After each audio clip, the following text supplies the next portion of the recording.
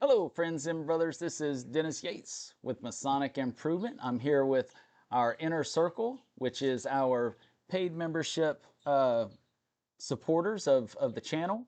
And if you too would like to become a Inner Circle member, we always like it when you like and subscribe our channel. But if you choose to be an Inner Circle member and get in on the action on these conversations, then all you have to do is click join. And then you can also become an Inner Circle member at different levels, and there's different things that have to do with those levels. Blah blah blah blah blah. Enough with the stuff that. Shameless plug. Yeah, enough with the shameless plug that legal tells me to present to all the people. Not just kidding. I am legal. So enough with all that. So tonight we're going to talk a little bit about legacy, and of course, one of the reasons why Justin started this show so many years ago is simply because he didn't think he wasn't getting out of Freemasonry what he thought he was supposed to be getting out of it, and therefore it wouldn't transfer. There wasn't a transference of legacy there in his opinion. Well, there was. It just wasn't the type of legacy he was for the expectations he had. And then, of course, Justin needed to spend more time with his kids, and which are lovely little buggers. If you hadn't seen them traveling around lately and spending a lot of time together, I love seeing those posts that they do, and it just proves to me what a great decision that he made. And I don't know if it was great for Masonic Improvement because he left me in charge. So, yeah, we'll find out. We'll find out as our legacy unfolds, right? But tonight, what I wanted to do, so last week I had planned on showing you the introduction of the new video for the Masonic Improvement segment called Book Time and Travel Time. And I have the introduction video. I don't have the first video edited yet. Not fully edited yet because I'm going to put some more color in my face because my daughter says that I look like I'm whiter than I'm whiter than Dracula is how she put it, or I'm whiter than a vampire is how she puts it. So I'm going to put a little bit more color in my face for the longer segment that actually has some education in it. But I want to show y'all this this introductory video that I put together. I learned something this week, or this past couple of weeks, and I really am happy that I did this. So let me scooch on over to and by the way, if one of you Inner Circle members will keep track of what's being said on the side here as well, and welcome all of our new people as they come in, I'd appreciate that. I always appreciate it when you guys jump in and help me with these things. But I am going to share my screen here. I'm not going to share too much, but I'm going to share my screen here.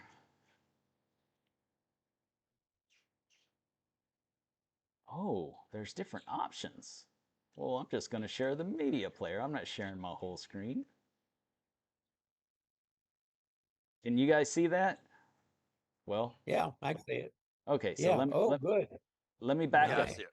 Let me back up because I overcame some milestones and fears, right? So number one, I took a whirl at AI, and here is AI. I will never use AI to write my paper for me, but I will use AI to draw a picture from now on. I like it. I like it. It's getting better. It's getting better these days too. So I'm going to play this and see what you guys think. You ready? Yeah.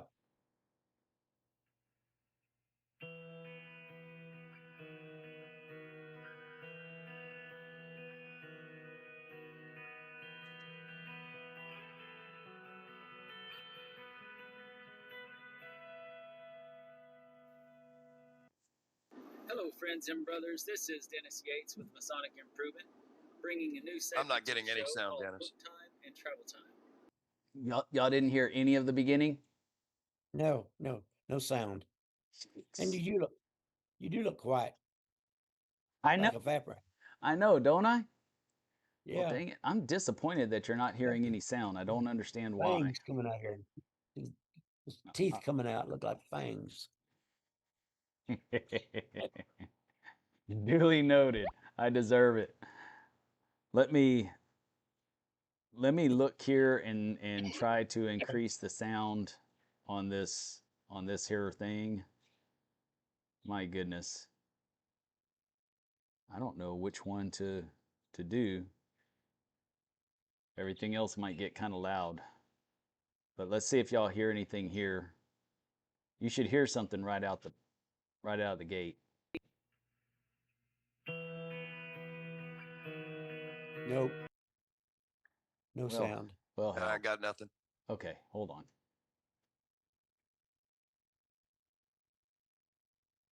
Audio.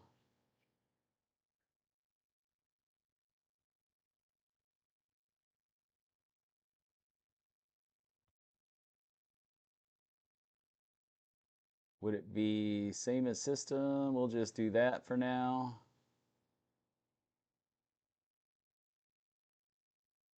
On both. Then I'll go back to the headphones later.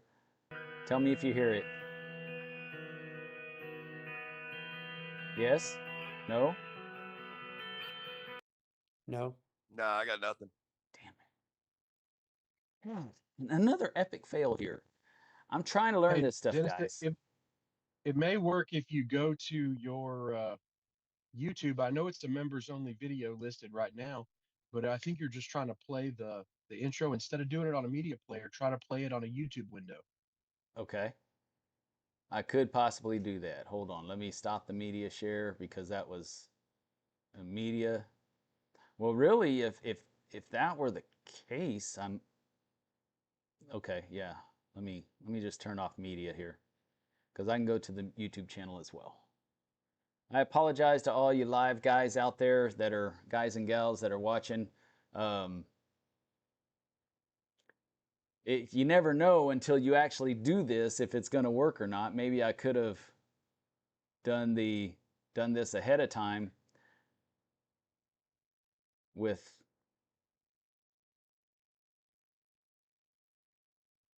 with um, with somebody. However, today we were traveling with my daughter and doing the gymnastic thing, which she qualified for two of her events for nationals today. Very good. Very good. Yeah, Outstanding. it was a big day.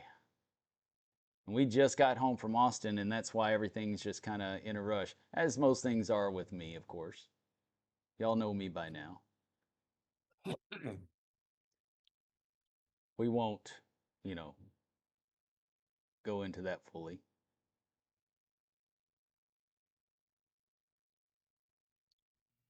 All right. Y'all hear that?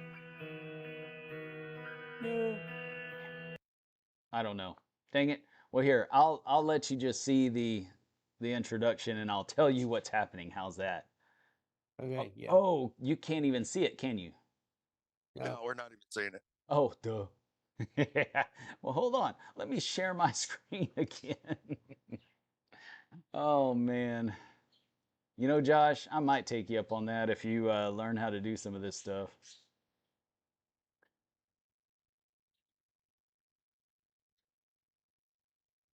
What I'm saying, I already know how to do some of this stuff. Some of this stuff. You don't know how to do all of it. Just kidding. Hey, I know how to make a Zoom link and post it online on time. I know how to do that. And knowing is half the battle, as we learned in Batman. G.I. Joe. Oh, that was G.I. Joe. That's right. That's right. Dang it. Let me get to the actual Zoom. So many stupid screens here. Oh, there we go. Share.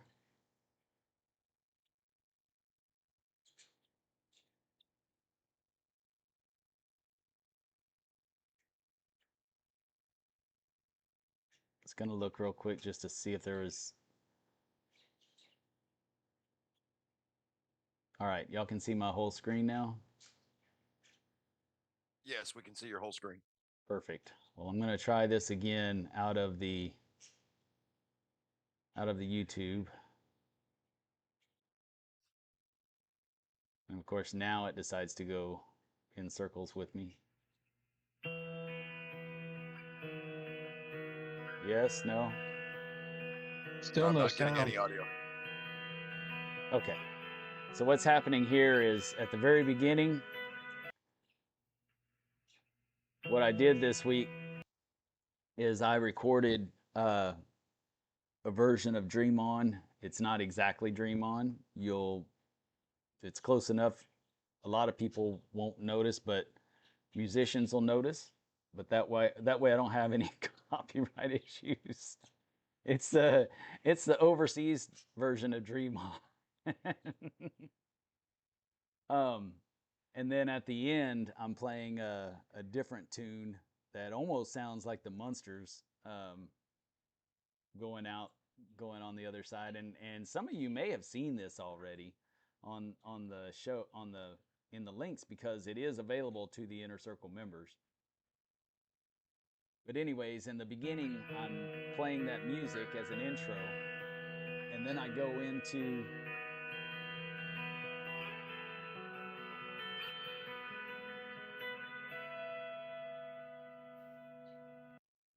Hello, friends and brothers. This is Dennis Yates with Masonic Improvement. and so then I'm talking about it, and then I go into an outro of pretty much the same thing, And except keep it between the points. except with a different the hardcore metal type sound that some of you heard. But anyways, what do you think of the AI? You like it? Very good. I like the picture. Yeah, the picture's great.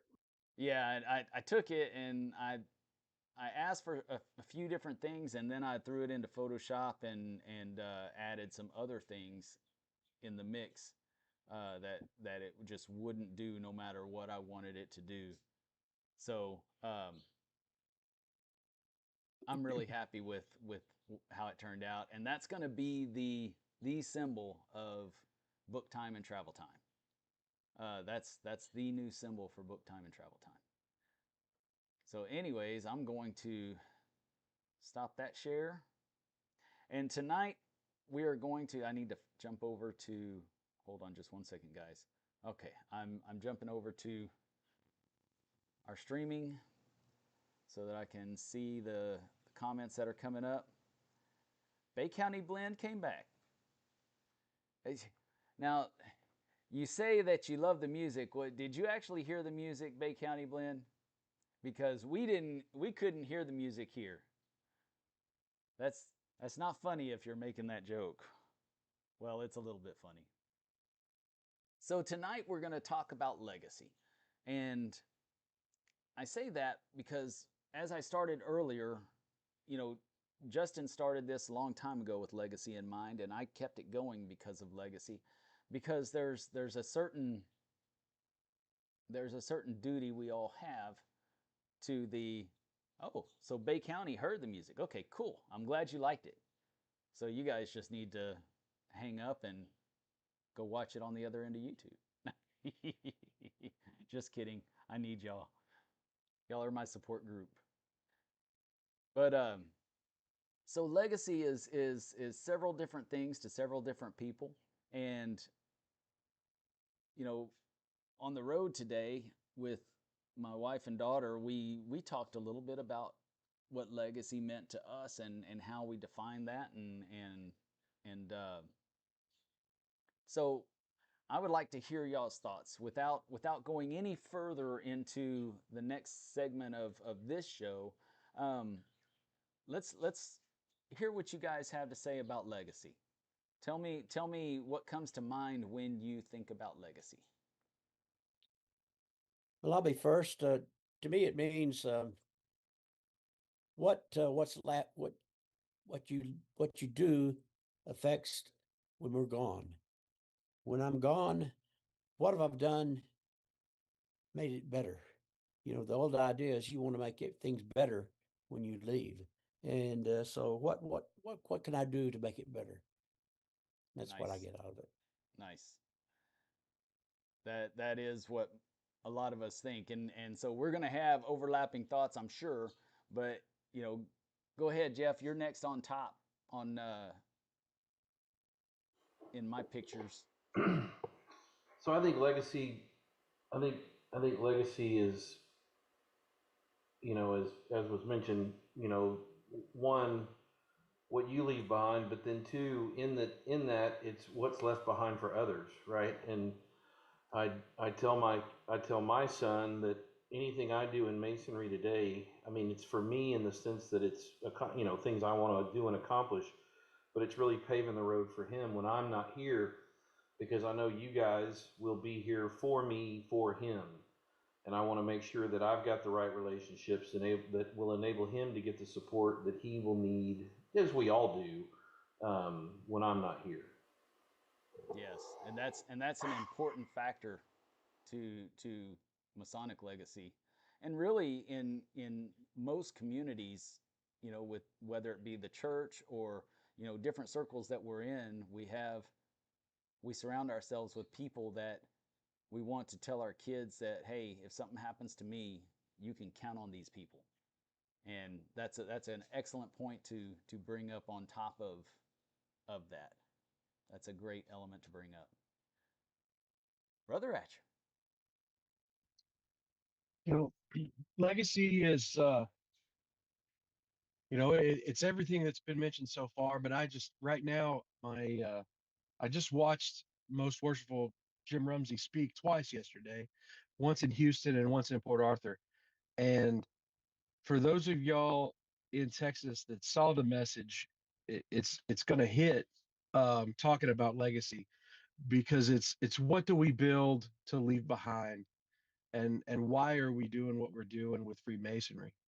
Um, it Freemasonry, to paraphrase a little bit of what he said, is all about preparing us to move on to the next world, move on to the next life, whatever your faith is, if it's reincarnation, or moving on to a heaven, or to become one with your creator, however that may be. But it's what lasting impression do you leave so that you can be missed? And that's what Freemasonry is all about, is making it to where you're you're missed because you're doing such a good job here in your life.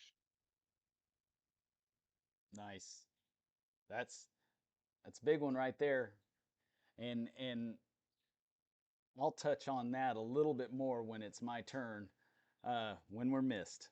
When we're missed. Okay. What you got, Byron? I like that.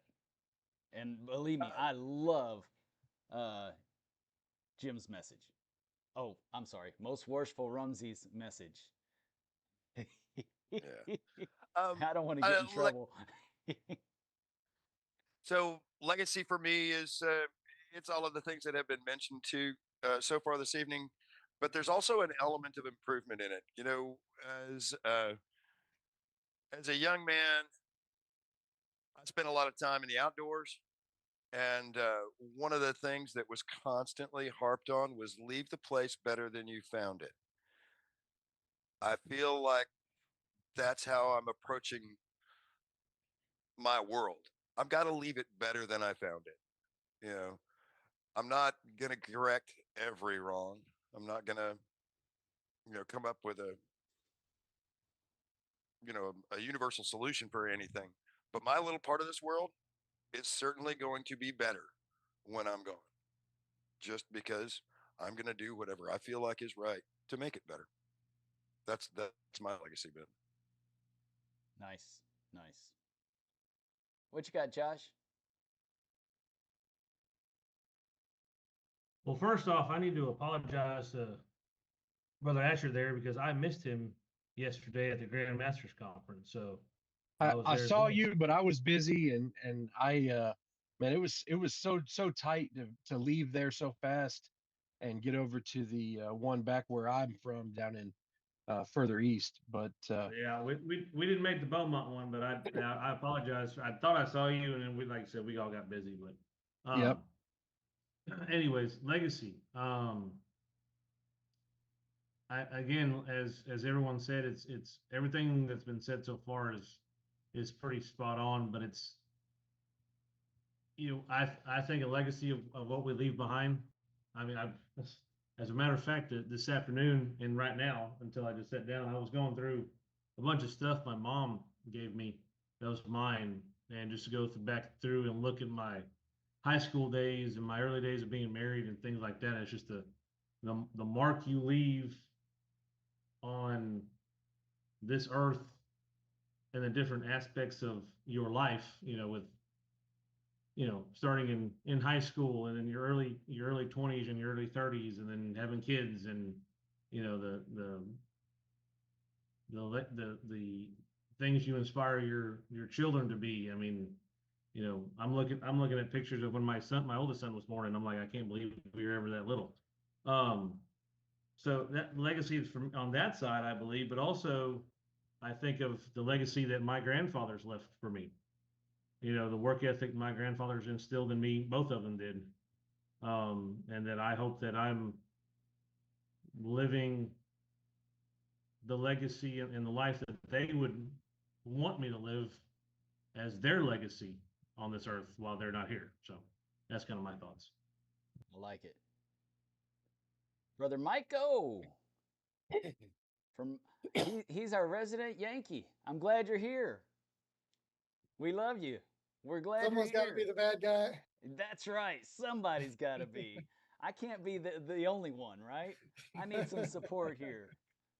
So we're talking about legacy tonight, in and I'm just asking everyone with the word legacy, what comes to mind as far as what you believe, what you think about when you think about legacy? Yeah, I appreciate everybody's answers so far. Just in the interest of trying to say something that somebody hadn't already said, I was thinking kind of concretely, like if I'm selling a car to somebody, I want to give them good documentation about what the car has been through, and not just, a car that's in good shape, because at that point, it's too late. Like whatever happened to the car happened, but at least I want to not like, lie to them and like have there be some problem with the carburetor that they're just going to find out for themselves, and the mechanic's going to have to spend, all these hours trying to figure out what the heck happened. Um, so, maybe I'm a communication guy, but when I get in the nuts and bolts of it, I think documentation, concretely clear and accurate documentation is a big part of it. Yes, and it's funny because I'm in communications as well with AT&T, and we have this thing called Word Docs, and it has the history of the circuit. No matter what type of circuit it is, we have this history of the circuit, so we know what's happened from conception to, well, from architecture to architectural design to concept to any repairs thereafter, and those are very important, so we know what we're tracking and what we're doing when it comes to major outages and stuff like that. It's interesting that you bring that up. You're absolutely right. And in fact, Brother Hoff, which we're fixing to jump to, he's been writing a paper and bringing up um, bringing up artifacts from the past or documents from the past in support of his presentation, and that's why we need it. That's why we need that documentation, so that we know where we come from, so we know how we got to where we are today. Excellent point. Excellent point. What you got, Brad? Now that I stole Good your thunder after hearing that. good morning, everybody. Um, I'm just listening. Really, I really liked what Josh said about his grandfather. It made me just think about the brothers in the lodge that came before me, that paved the way to build the building that we meet in, keep the building running, redecorate back in the 70s when they did, or the 80s, which it hasn't really been touched much since. Um, I guess expendable income kind of left. But I am very thankful for all the brothers, the past masters on the wall. And speaking of papers, I'm halfway through like a paper on a history report on the lodge itself, like all the past masters, where they came from, what they did in the town, just historical data, which is interesting to go through and think about all the brothers that are on the wall and the things they did in the town to build the town and establish the town. It really, they left a legacy. They really did. Um, they're like there's guys on the wall that their dads were like namesakes of towns around here, which is neat. So, um, that's pretty cool. As far as my legacy, I just want to be remembered for the guy that really tried hard to help people. You know, I tried hard to learn about myself so I can help others. Like it. Well, and whether you realize it or not, you are a part of that lodge's legacy, and you're the one writing down all those things about the lodge. And so you're even more of a part of that legacy now by writing it down, and it'll be part of the history books for the Texas Lodge of Research at some point, isn't it? Won't it? That's my hope. That's going to be the paper that I write that hopefully gets my apron and gets me into the, you Full know, membership. Yeah, yeah. yeah, full membership. Yeah. Yes. So don't share it in any publication. Otherwise, you'll be starting over on something completely different. Yeah. So Yeah. now I love all those thoughts. And also, first, before I get too far into my thoughts, you know, I hadn't really seen any activity on the stream as far as people chatting in. Bay County, I hadn't seen you since I clicked back on and took off the share video and stuff. So if you're there, let me know so that I know that I didn't mess something up when it comes to my streaming platform. Um, but otherwise, or maybe one of you guys can look and see if you see me on Facebook or on YouTube in the live. But one of the things that I was thinking about when it comes to legacy is that in our lives we have this balancing act that we have trying between being caught between um, the positive and the negative. I don't want to say good or bad because there's different variations of that, and my bad may be a godsend to somebody who's having things a lot worse than me, right? So I don't want to get into the definition of that. However, I think that we all have these negative and positives in our life, and I think that a lot of times we think about the legacy always being the positive that we leave behind, but sometimes it's a negative.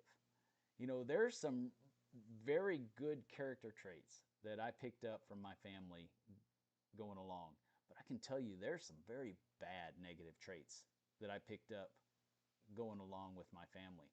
And not only did I pick them up from my family, but I passed them on because I've seen the results from that already within my relationships with my kids and things like that and other members of my family.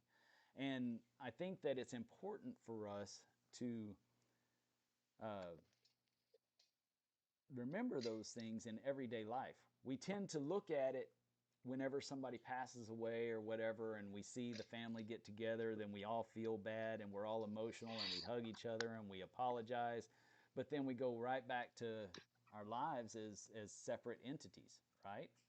I mean, we all have that crazy sister or cousin or whatever that we hug to death and we love them to death, but good gosh, I can only handle so much crazy in my life, and that's usually me, right? So we have to consider what we're leaving behind in a negative way as well. And the scary thing, the most scary thing, is that we really, in some instances, we get to see it while we're here on earth. But in a lot of instances, in most of our instances, legacy is not even realized until we're gone. We really don't know how it all plays out until we're gone. We can work as hard as we want to on a certain thing and think that that's going to be our legacy, right? And then, we pass away, and this thing that we worked so hard at actually was a negative to our family members. And therefore, it was a negative legacy. I know that that's happened in a lot of instances within our brotherhood, right? We've had generations skipped because of different things that have happened in the family that could have been done differently, and generations were skipped. We see that pretty heavily. We've had other mentions of this already, as far as our lodges, and how there was a time when they were financially stable and prospering and able to handle whatever came their way, because they were supported by the members of the lodges, monetarily a little bit better than what they are today. So in a lot of lodges, in a lot of lodges, everything's just where it should be. So don't get me wrong. I'm not saying all lodges in Freemasonry. So let's not take that to extremes. We don't need to be bipolar with our thoughts here. But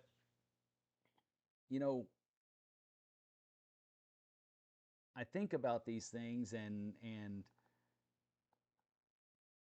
one of the coolest things that we have available to us is a network, an unpenetrable network, if we allow it to work as such, to where, like Jeff was saying earlier before he jumped off, he may have had a bad internet connection. He's already having those talks with his son, who is now a Master Mason.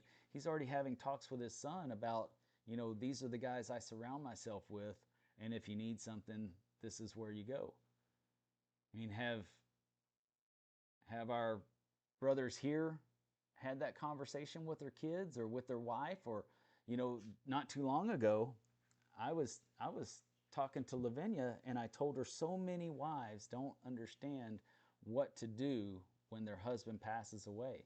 Some don't even understand, don't even know about the Masonic burial service, which, if you pass away in a state to where your wife can barely afford to cremate you and get rid of you, get rid of the exoskeleton. let me put it that way. If she can barely do that, she may not be able to have a full-on service for you, and where the lodge can be that provision. But beyond that, in Texas, we have a foundation that supports our widows and orphans of Masons, and we have a trust that is managed, that one of our inner circle, honorary inner circle members, Zach Haston, is the chairman of. And in fact, I'm going to have a show with him one of these days soon, so that we can get the word out there for our brothers, because we're not good at talking about these things in lodge. But we have this available to our brothers in Texas. And so I had the conversation with my wife just the other night. It wasn't last weekend, but the weekend before that. I had that conversation with my wife after our show, and told her that if something happens to me and she needs something, then she can call Zach and he can help her. And of course, there's other ways. All you got to do is go to your lodge secretary or whoever. If you don't know how to get in touch with the Masonic Charities Foundation in Texas, then you can just go to your lodge secretary or DDGM. He should know, or the DDGM at large should know how to get in touch. Um, but we forget to have those conversations. What are your guys' thoughts on those? On that?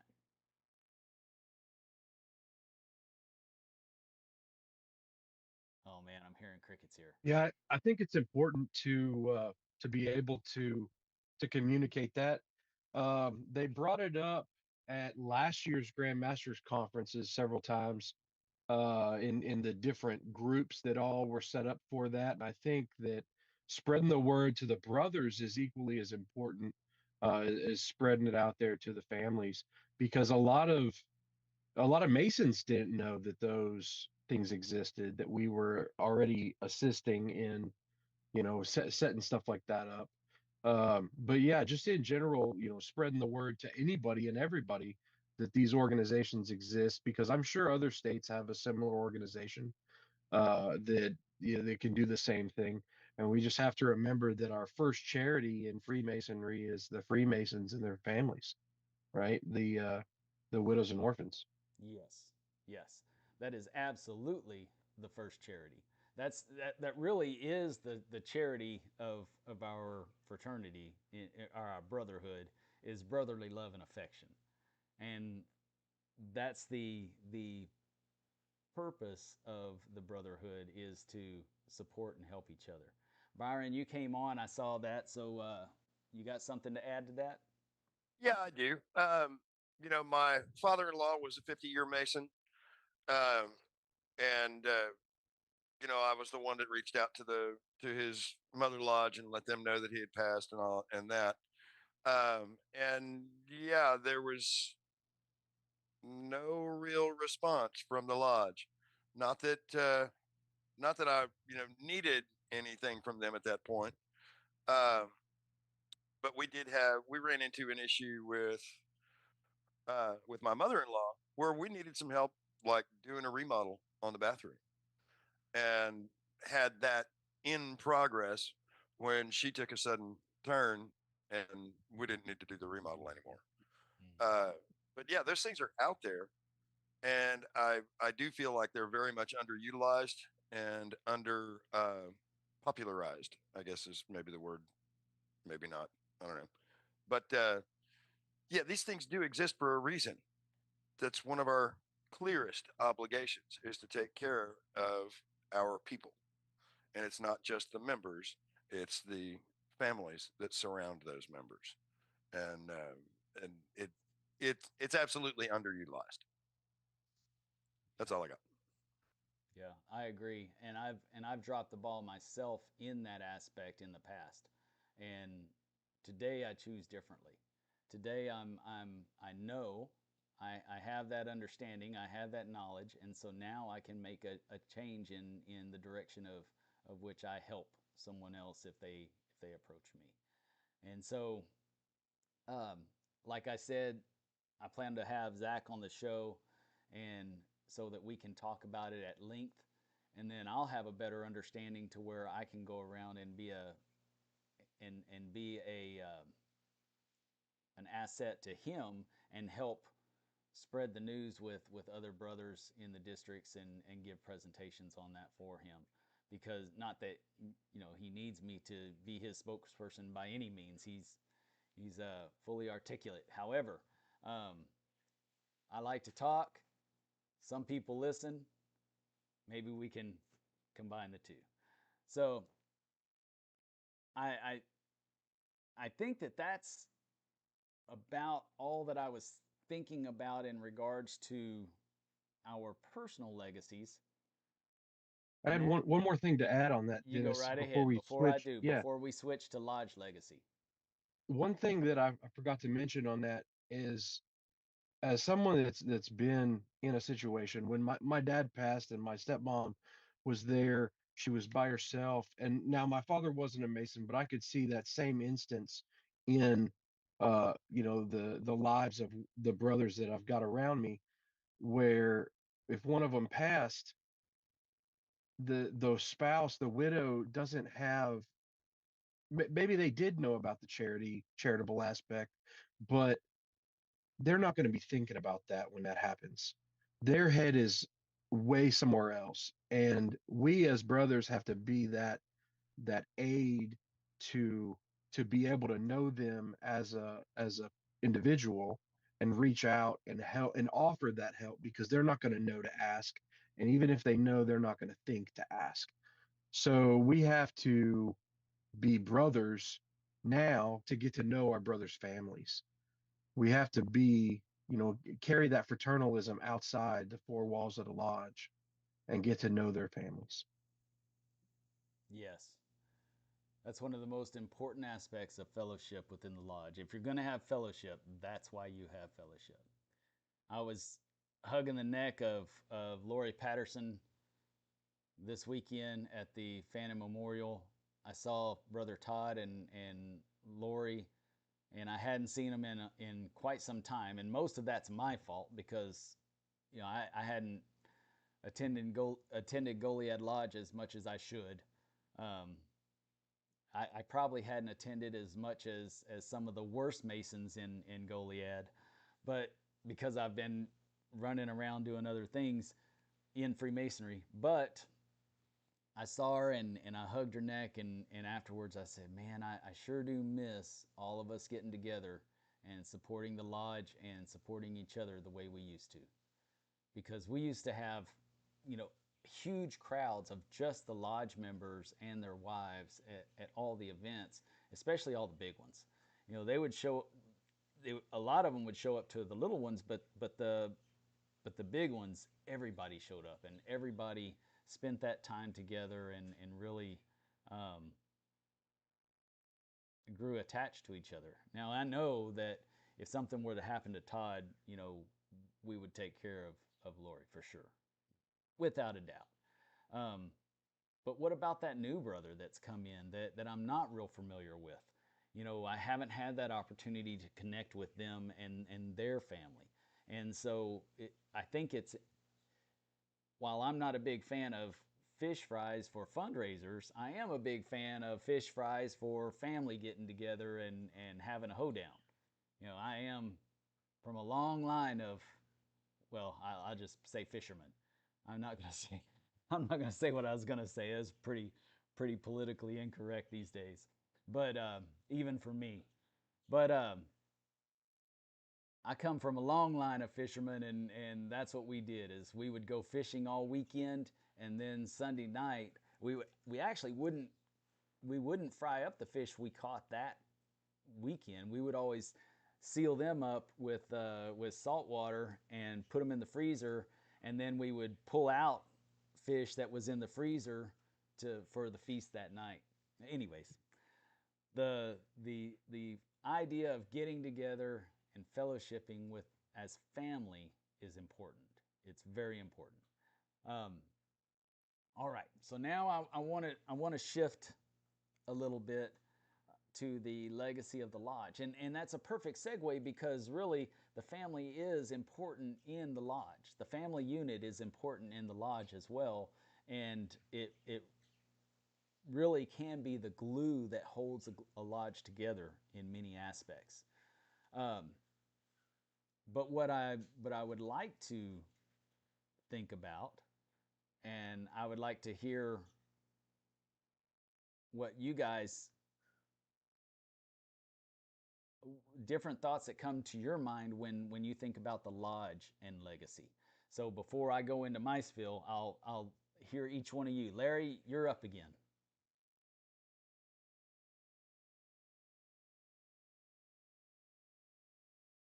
We can't hear you, Larry. Unmute yourself. My bad. There you go. You talk about the legacy we live for the lodge. Well, the legacy of the lodge, what you think about when you think about lodge legacy? Good, bad, or indifferent? Don't go choking and Well, having I a think heart attack to get out of the question. That's unacceptable. no, that's fine. No, I think we need to think about it. Of course, our lodge is small, and getting new members is, it's hard. It's hard. Um, I guess the thing is probably is to keep the ones we got. And I did came across something that I was not aware of when I was doing the primary election. I'm the precinct chair for the Republican Party for our precinct. And one of our brothers had come on. We got to talking and everything. Well, I asked him. I said, "But hey, John, I kind of missing you at lodge. How come you hadn't been here?" And he told me something that kind of kind of stuck a nerve and took fur. But the other thing he says is, "I never got my 20-year fair. I never got my 25-year pin." I said, "Oh, you didn't? Well, I can take care of that." And I did. I got one fixed up for him, and I mailed it to him. And unbeknownst to me, he got it. I sent him to it in one of those padded envelopes, but it was crushed. He told me, he sent me an email, says, "I got it, but the frame was cracked. The certificate is fine." I said, I called him, "I'm going to go get me another one." Then the frame. I said, "No, don't you get it. I'll get it for you." And I did, and I dropped it by his house. But that tells me I need to do better. But I looked at some of the members that should have gotten certificates, and they haven't gotten them. I can't believe it. That's so simple. But maybe they got it and it just wasn't recorded. But so far, I've gotten 3 brothers I've contacted that should have gotten it like 10 years ago. They didn't get it. I don't know why. Maybe they lodged just didn't have the money, or I don't know. But I can make sure those are. Well, that just tells me what I'm going to have to do is contact each brother and make sure he's taken care of. And that's important that we have to do is the legacy of making sure that our brothers are recognized, that we cherish them, and we're there for them. And if anything that could make a brother believe that nobody but cares is that his something like that being overlooked and finding somebody else gets it, and he says, "How come I didn't get it?" Well, so that's kind of what I'm at right now. So It's interesting you say that, and I'll just throw a quick note out there for all the secretaries out there, and for all the members in Texas at least. Um, for years and years, it was always up to the secretary to order the the certificates and the pins, and a lot of times it's just a pin and not a certificate, and so it's up to the secretaries to order those. Now, at the beginning of the year, each year, Grand Lodge will send out all the certificates for that year. So secretaries should be receiving those at the beginning of each year, and that's a that's an important factor that Grand Lodge saw an issue with and was able to help, and now it's pretty much automatic. And we can also go in at any time, and like you probably did, and look on in Grandview and see who is out of date and who's not, and who should have and could have, or whatever. And sometimes you can look in the secretary's office and there will be a pile of them because we never got a change of address or anything like that when somebody moved, whether maybe they went to a nursing home, we didn't get that and they were sent back. There's always different factors, but you're right. Personal touch of actually reaching out can make a difference.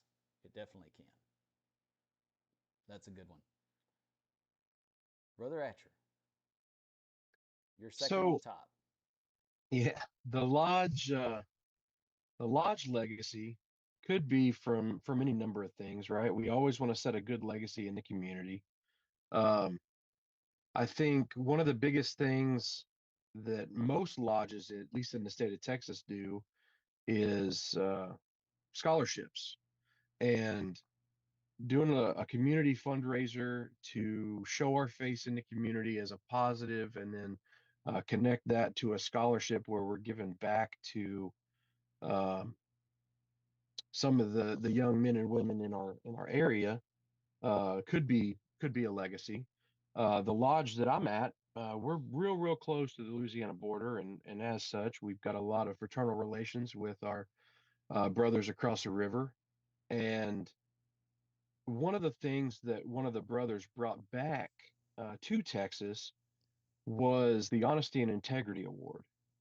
And I'm not too certain on all the specifics. We've just heard the story, and you know how stories can get sometimes.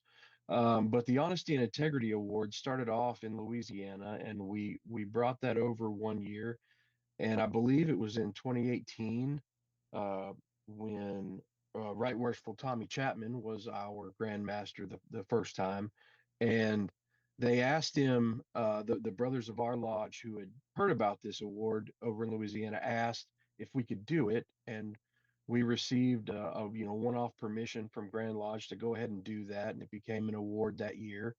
And then I believe the next year it was discontinued, but after that, the brothers of our lodge got together with some other brothers in the district and wrote a resolution. And now Honesty and Integrity is an award that is available to any lodge in the Grand Lodge of Texas to give out to.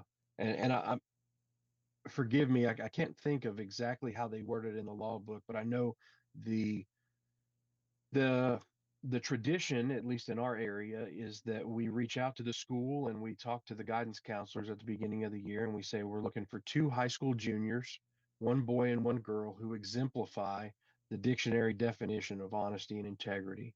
And the guidance counselors get up with the teachers, and they know, obviously they're the ones that are interfacing with these kids day in and day out, and they pick the two um, that really exemplify that. And then we bring them to our lodge, and we have hosted dinner, and their families are welcome, school board, city dignitaries, all those folks are welcome in. And being able to honor these two kids who or young men and women, don't want to call them kids, because they're high school juniors, young men and women who are upstanding pillars in the community, and show them that people do care, that they're doing the right thing. And that right now, that to me, that is the legacy of the lodge that I'm at, is being able to honor our community, young men and women to who exemplify some of the uh, key virtues that we look for when we're looking for the upstanding people to join Freemasonry. Well, I love that one, and the reason I love that one is because it's not a monetary award. It's a character award, and of of all things, the most important thing to cherish and lift up is one's character, and I love that. I love that. If you're going to support the community, that's one of the best ways to do it. Brother Mike. Back to me already. Yes. I don't get to just sit here looking ugly in the corner. Just getting caught up in what everybody's saying and didn't think about anything to say. I understand. No, I always got a few extra things to say, and I got to worry about that. But I really did appreciate what everybody else already mentioned. And I'm brand new, so I might look back on this 2 years from now and think, that's totally irrelevant. So, don't let my left field commentary derail the normal conversation. But I'll still just throw my 2 cents out there.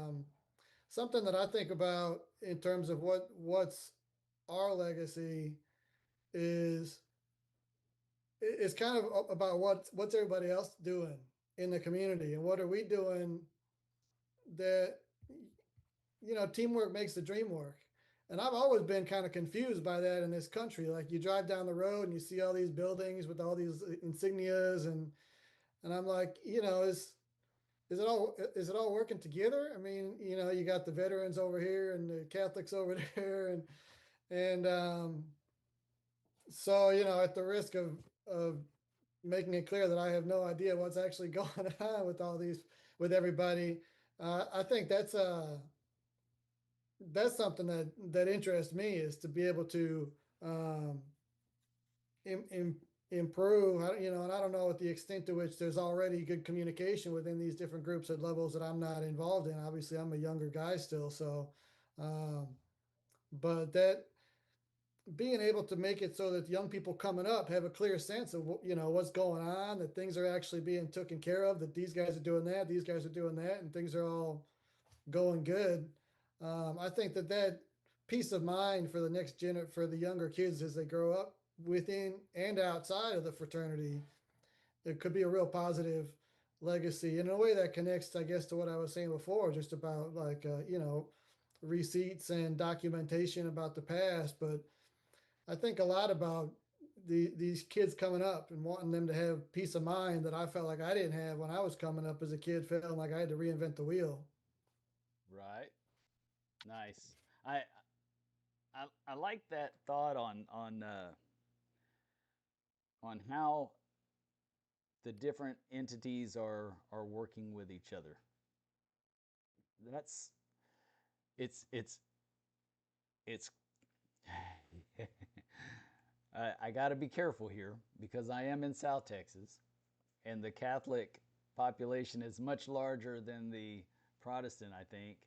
But the one of the coolest things when I first became a Mason, when I was just right out of the bat, my first time to ever go to any of the events, I had just been I had just gone through the York Rite degrees and was a fresh young Knights Templar. And we went to this event. It was 4th of July up in McKinney. You're going to like this, Josh. It was up in McKinney, where all things masonry are done right. But we went to this 4th of July event, and on one side of this event, and granted, this is where, all of our congressmen, state representatives, all these people are there at this event every year. And it's a big deal that all these guys show up, and they know it. All their constituents for that area are there. So on one side, you have all of these Knights of Columbus in their regalia, which, if you're out there in the internet world and don't know, that's a it's a men's group within the Catholic Church. And then on the other side, you had all these Knights Templar lined up. And every year it was a big deal to see who had more, who was able to get more to show up at the event and line up on both sides of all the spectators and everything. And of course, the Knights of Columbus were on one side, selling hot dogs and drinks, and the Knights Templar were on the other side doing the same thing. And it was just cool. It was just a unified support. You had people of different thoughts in theology and religion that were getting together and shaking hands. A lot of them didn't have different thoughts on religion, of course, because we have a lot of Catholics in Freemasonry. But you had this combining of two different theological um, ideals, and I just thought it was cool, and that was a really cool thing to see, and that was right there with uh, with all the political uh, powerhouses in Texas, and as well as just every every every individual, every civilian, I should say, lack of better terms, that was there as well, and we're all just supporting the same thing, which was the 4th of July, the solidification of our country as a free nation. And I just, that's something that stuck with me. And when you said that, it reminded me of that. And I want to thank you because that was a cool thing that I always enjoyed, and one of the things I miss about McKinney, St. John's Lodge up in McKinney. Yeah, I love that. I think that kind of stuff is just good for the kids. It's like wholesome. It makes the kids feel like, Uncle Bob and Uncle Steve are getting along, and the whole family's not falling apart. Yeah. And we don't have that kind of stuff as much as, you see these pictures of big parades and all kind of. I think about that kind of public. I don't want to say fanfare, but stuff like that. I mean, parade, all that stuff. I just think is wholesome and sends a good message. I really like the image that you painted right there with the two groups and their regalia, and this guy's selling hot dogs, that guy's selling donuts, and they're all just doing, letting people know that they're there for them, and it's beautiful. Yes, that's one of the coolest things that I've ever seen.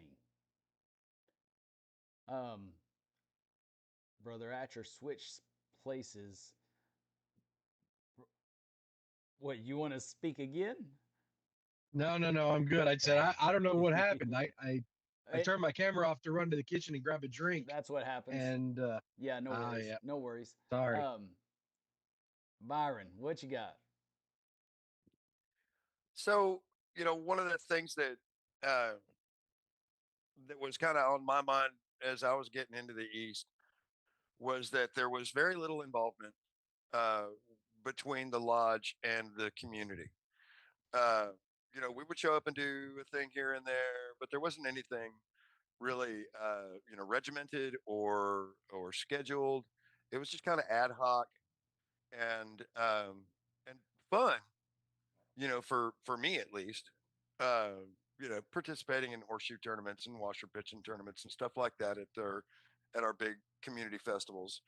Uh, but the thing that came into my mind when we started having this conversation is, in my mind anyway, the legacy of the lodge really boils down to not just how well we honor our obligation, particularly to our widows and orphans, but to our community in that same mindset.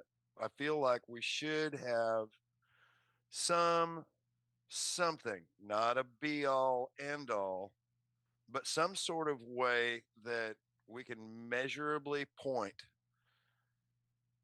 a finger at and say, look, we got Masonic Hall over here and they hold dances, or we've got look at Mason's got a big old sign in the outfield over there on the little league field, you know, and we're just doing something of our own monies, not holding not holding fundraisers to take care of our buildings. We hold fundraisers for other organizations.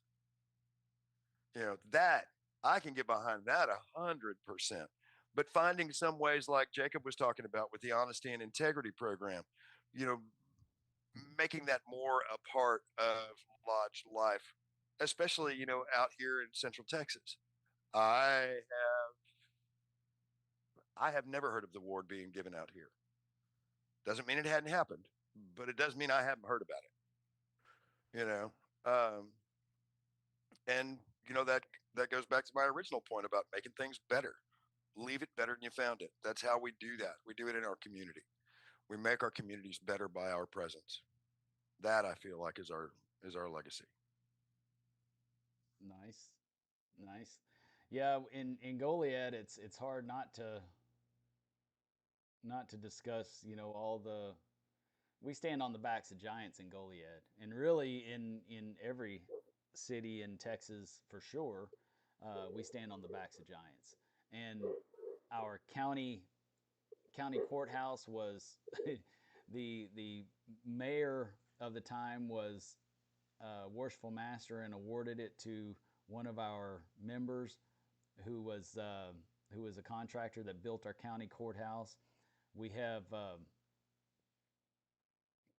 we have through the years affected the building of and supporting of Goliad in so many different ways. I've personally, taken part in public service as far as planning and zoning and stuff like that, and in other ways, we support the electoral system here. Lavinia is always working the electoral system. I'm usually working, but she's always there doing the voting and counting and all that kind of good stuff. And I think that yeah, we should have a presence in in our communities, for sure. Well, Jeff, you jumped up into the second row, so I'm going to hit you before I get down to Brad and Josh. Now we're talking about legacy of the lodge, or lodge legacy.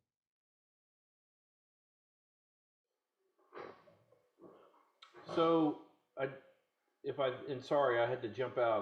That's I'm okay. working on a slide deck for a meeting tomorrow night, and I had a call about that. So, so I think about a couple of lodges when I think of lodge legacies, and first I think of Lafayette here in LaGrange, and what the members of that lodge meant to Texas independence, to the forming of Fayette County, carving it out of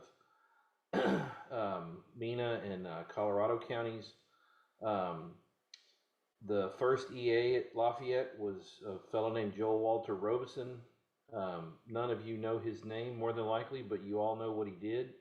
He was the man that brought Santa Anna into camp on horseback after San Jacinto. In my work at Grand Lodge, it does appear he was the first EA. He didn't finish his work there. He finished his work at a lodge in what is now Round Top that's long since demised. So there's that legacy of just, as with Goliad, as with all of these, older lodges,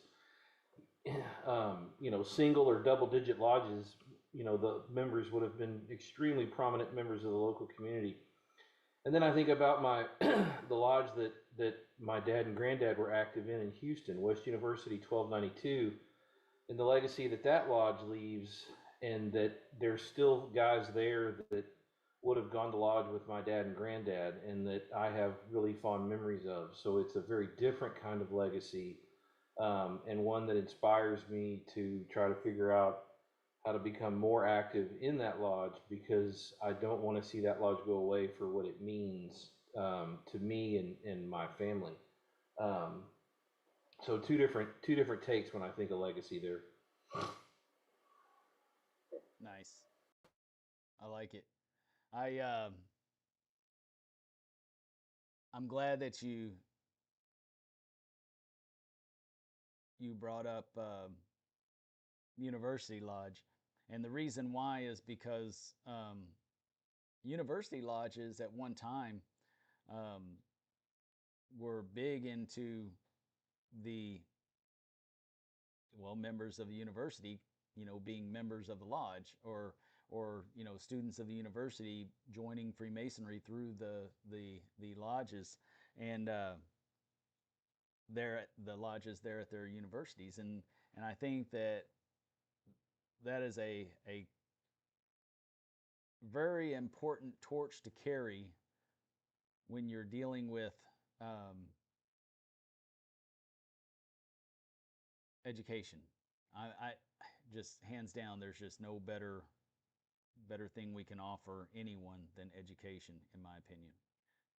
But I'm going to leave my thoughts more towards the end on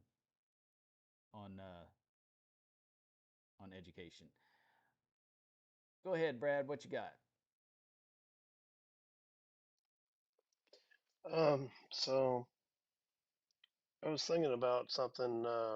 Most Worshipful Rumsey talked about at his conference about how he said if a 23-year-old man was walking down the street, walking his dog by the lodge, and he looks up at the lodge, would he be interested in looking at what it's about?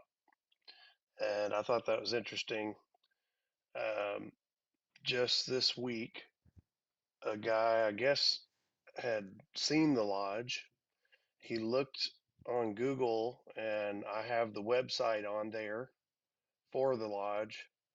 And he looked at the website and he read our mission and our vision, and got really interested, and thought that he also learned that we also have an Order of the Eastern Star there, and his wife is interested in joining that as well, and he wanted something to increase his faith or work on it, something to enhance his faith, is what he said.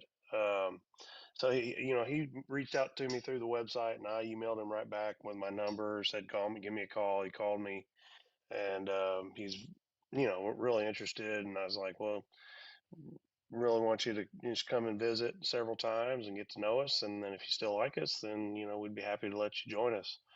But he kind of said the right things over the phone, and I think that having the website um, is a digital legacy that we can leave for the lodge, uh, especially if you want to, put the right words on there for that 23-year-old guy who looks on the internet and wants to learn about the lodge.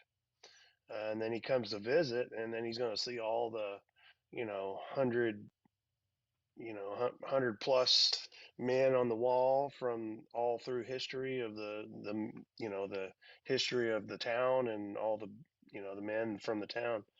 So it's going to be interesting to have him join us for supper this week at our stated meeting, and you know just watch how he reacts to everything. Very nice. Very nice. Where am I at? There's Josh. All right. Josh Kovar. I'm still here. Not much I can add to the conversation that hasn't already been said, other than, sitting here at Goliad and thinking of the historical stuff that happened to this site with the building and our first official worshipful master that we had once we constituted the lodge, and just thinking of those legacies. It makes you really want to make sure that you're putting your best foot forward and taking care of what you got to take care of at lodge, and making sure that those giants, as Dennis said, would be proud of what we're doing today. Um, but yeah, I mean, everything else that got said is pretty much on key, and I agree with. So that's about all I got. Nice. Nice. It's interesting that you mention our charter members. The paper that I've got prepared for the Texas Lodge Research is on one of our charter members, and he was a Masonic giant. And I've talked to y'all, about him opening the school for the women's college here in Goliad, and then doing it further on, and then going to Baylor, and being a professor in Baylor, and then being the chaplain for the House of Representatives, or for the state representatives. And that it was men like that paved the way for us. But I would like to focus on a different type of legacy. And someone had touched on it earlier in here about someone who made an impact in their journey. And I would like to mention a brother that a lot of folks don't realize impacted my journey, and that was a brother named Jack Beeler down in Port Lavaca Lodge. He just passed away, and Jack is a 58-year Mason and was a full member of the Texas Lodge of Research, and was a strong proponent of education in the lodge, and which I truly believe is the foundation of every lodge. If if if we aren't educating ourselves, then how are we becoming a better version of ourselves when we leave the lodge than when we got there, if we're not educating ourselves in the lodge? That's if you saw on the opening of the video, that was another reason why I wanted to show the opening of that video, is that preparation, initiation, transformation. And how are we going to transform just by going through the initiation? We're not. It's not like when you go to church and you have this experiential moment of baptism or whatever, depending on whatever your faith is. There's different types of revelation in many different religions, but it's not really like that. It's more in the lines of you go through the initiation, and it's experiential, and you need it in order to get the full understanding of what's happening once you start learning through the different lectures, and not just the lectures given at the end of the degrees, but the lectures that you receive later on about the different symbols within Freemasonry. If you didn't experience it, you wouldn't be able to connect the dots with that symbolism and really become transformed within. And so I think the cornerstone of Freemasonry is education. And I believe that the most important legacy that we could leave in our lodge, all the other things are great that every one of y'all spoke on. And I think that it's great for us to get out in the community. I think it's great for us to be on the virtual community, in the virtual community. I think it's great for us to lift up people around us and support our local government, our local our community, our local schools and other people in our community. In our case, we've got like Josh stated, we've got the Presidio, the fort.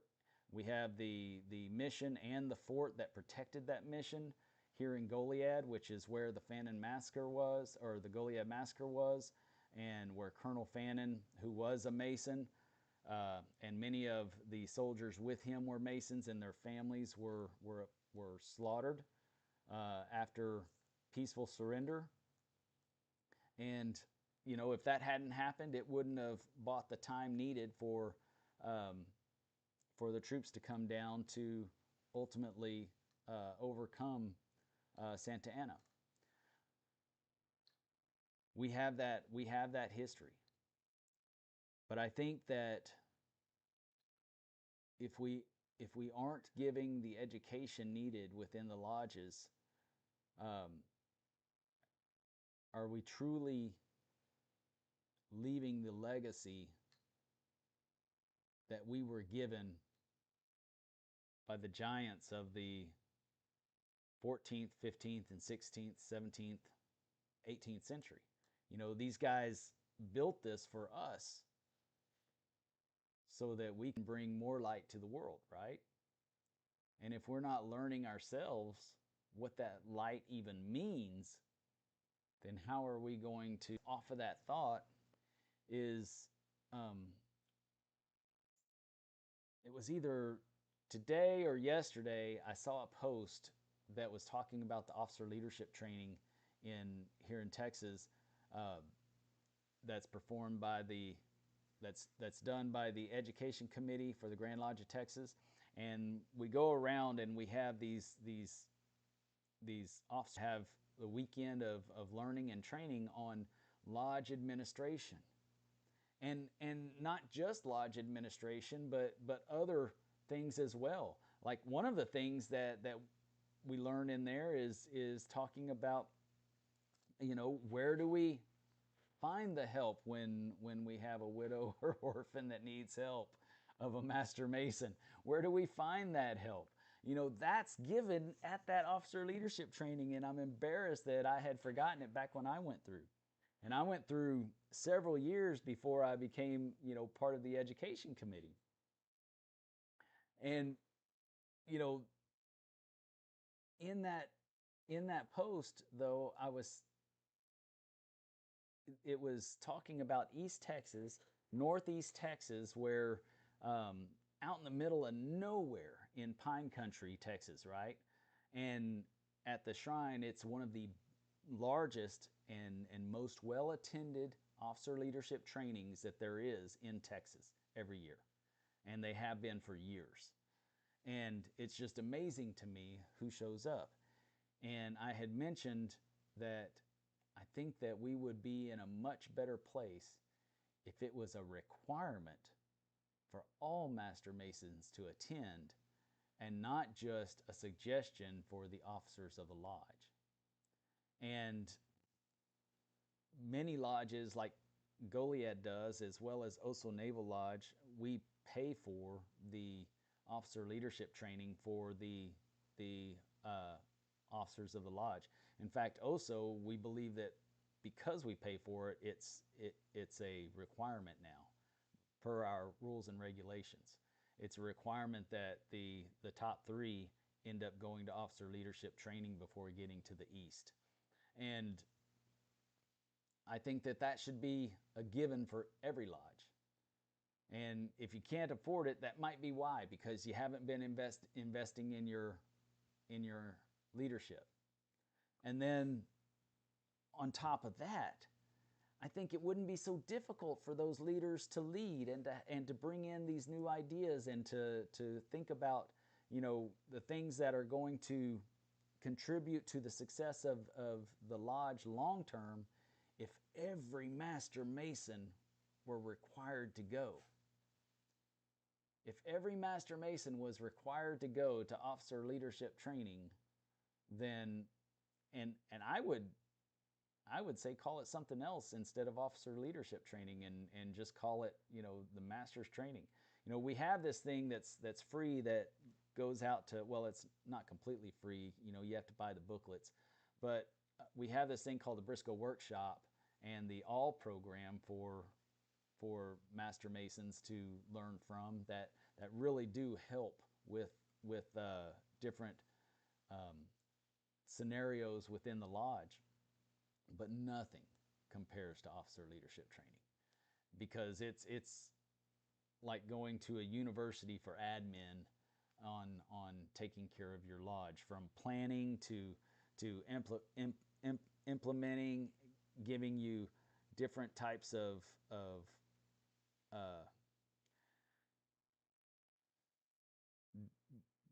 my goodness, I just lost my words. See, if I went Different more type of often, ideas that bring back to lodge. well, yeah, you have different types of ideas, but you also have a bunch of templates to use in your lodge to help formulate these ideas into a tangible, workable plan, a tangible, workable plan of action. And it gives you timelines and dates of when certain things are due, so that you don't miss out on things. You know, we have so much available to our lodges, and I think we are shorting our lodges and the lodge's legacy when we do not invest in a program of this nature for our brothers. Because in officer leadership training, not only are we talking about admin, but during break times and stuff, we would have, they still do have different educational pieces on different topics, historical topics, or, you know, philosophical topics, or what have you, just to make sure that all these leaders of the lodge know that this is a part of Freemasonry. It's not just about the books. It's it's all about the books, but not just about the balance sheet of the books.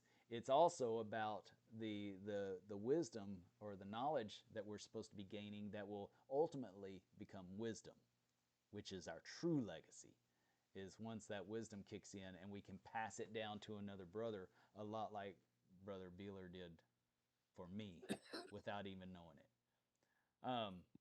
I'm opening up the floor for thoughts at this time. Well, and I'll bring up something. I don't know if this will be in a train of thought what you want to talk about, but it's funny because I sat in on a DEO training video last weekend that was put out by Grand Lodge, and they were talking about the requirements for officers, what they need to do, and Of course, we all know about the 101A and all that kind of stuff and being proficient, but they had on there that you could have the life program or go to OLT 101, and then if you're going to move on senior warden 101 or 201. I actually have thought about it, and it may be something we need to talk offline with Dennis, but maybe putting in a resolution that says you take the life program and OLT. You got to take both, not one or the other. Because I mean, I'm a product of OLT. I mean, I took all that stuff to heart. I actually just hung all my certificates on the wall here in my Lego room. But I think it's something that everyone should That's be. an appropriate place for them to be is with your Legos, for sure. Oh yeah, I mean, it's my wall of certificates that I have now, along with my C certificate that I have. But I think if you plan on going through the chairs and going to the east, I am wholeheartedly you need to go to OLT and take 101 and 201 at least to get your stuff straight. Because I mean, when I went through it, it opened my eyes up, and I was like, oh crap, here we go. Yeah, and So- Goliad pays for that for two officers every year, and so it should be mandatory. That's why we did that at OSO, because we pay for 2 people every year, and that gives the senior deacon and the junior warden an opportunity to go through 101 and 201, because the 301 is really meant for past masters, really. But the 101 and 201 is the opportunity for the senior deacon and the junior deacon each year to take it as you move through those 2 chairs, and then you're ready to prepare for your year as senior warden planning and your year of worshipful master as master of the lodge, right? So, and I know you agree with this. And that's why we put it in our rules and regulations that if we're paying for it, we expect you to go. And if you don't go, then don't expect to go to the east. It's just like that's a good thing. Go ahead. I mean, that's a good idea. I mean, that may be something we need to bring up, in a couple of these other lodges I'm a part of, that we need to do it. And, to add to Jacob's comment that I just saw, we'd only be changing one word. We wouldn't be adding to the 383 pages that's already in there. We're just changing one word from or to and. That's all we changed. So it's not a big change. We're not adding another 3 pages But to boy, it. that and is a life program, mountain. That and it is a is, and mountain. I think it is. But At work, we call those unfunded liabilities. Yeah. well, we could put shall in there. That's a totally different thing. I would say because of that and I think that it'll be a difficult one because the lodge it's not also requiring the lodge to pay for it for its members, right? So if you make it mandatory, then you have to lower the cost because then it's like you're well, it's kind of like you're hedging your funds for stocks, and you got that that there's a market share out there, and you're gonna say that it has to be done because you're gonna get this money on the back end if you say it has to be done. So a lot of people will have that bad thought, but I agree that it ought to be made mandatory.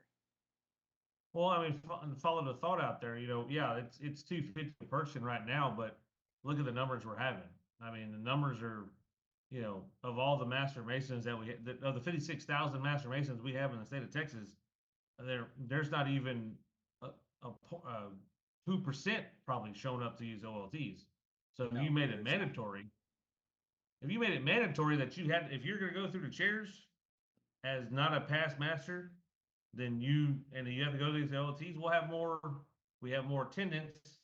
That means the cost can be spread less to be lower to the rest of them. You know what I mean? To make sense? Well, you bring up a good point because, we have, and I think the current number is more closely to 54,000 members, Master Masons, but you have 750 lodges or a little bit less than that actually now. And so really you only have, if you're asking for 2 people to go every year, then you've only got 1,500 people going out of 54,000. So it's hard to believe that 52,500 people cannot pay for 1,500 people to go to this officer leadership training, right? It's just unfathomable, if I said that right. I lose my words sometimes as I get older. But I truly believe that there's a breakdown there. And we should be looking at different ways to support our craft. And that's one of the most important things. If I believe that if every Master Mason had gone through 101 and 201 at some point, they would have a better understanding of what it really takes to run a lodge, whether they were going through the chairs or not. I think that the lodges would be better off, because then those Master Masons would be capable of supporting the officers as well. They would have a better understanding and be able to support them in a more meaningful way. By the way, Josh, just a ADD moment here, but in your picture there, Jeff, is that your son? Is that the back of your son's head in Josh's picture? It absolutely is. That is Mason Messer, the Master Mason. Yes. That is Crash. One of our brightest up and coming. Well, up and coming. I'll let his dad speak on that for sure. So, any other thoughts on this portion of it? Because I agree. You know, in OSO. I mean, let's get off of OSO here. Let's go back to, well, it rings true with OSO as well. It's the same thing. In Goliad, the other day, or actually no, this Wednesday, they're going to have a called meeting for the purpose of testing all the officers for their future chairs by the district instructor and the lodge. And at OSO, we do the same thing. We have that same requirement. We have not only the lodge saying it's okay, but we say that they must have it done by the district instructor and have to go to a forum and exam. Now, a lot of people think that that's a lot for, to ask of somebody going into the chairs. But in my opinion, when I was going through the chairs, becoming master, learning to become master, man, I was going to pay for whatever it took. And I was going to do whatever it took, because I knew that those were the qualities, the traits and qualities that the brothers expected of me and needed from me as a leader. What are y'all's thoughts on that? Well, but hang on, like, I think, and I don't mean this critically, but so when I was asked to consider going into the South, I went a different route. I went through the all program and I sat for my C certificate, because it was more important to me to be proficient from an esoteric level than it was to go sit through a half-day forum. And again, no, I don't mean it critically. If the lodge's baseline is, oh well, he's got a 101A, the guy probably doesn't know. I hate to say it, the guy probably doesn't know his work. And so I personally have a hard time with that. For us, just where we are, and I know Goliad and and the size of the town and whatnot, but financially it's difficult for us to send people. And two, it's difficult to get guys to understand that they need to go. We've got a pile of new Master Masons, and they are all working hard to learn and become great Masons. But there's not a ton of enthusiasm to move up in through the chairs. And so even if we were to say, okay, well, look, we'll sponsor you to go to OLT. You just need to pick a weekend that suits, and we'll take care of it. I don't know that they would take it up. So I think, and I'm all for pushing us out of this, where we are from an esoteric and I don't know if quality is the right word to use, but as most of us have now sat through Rumsey's message, lowering the bar didn't raise the membership, right? There's even been some of that same comments made in Texas DMLA.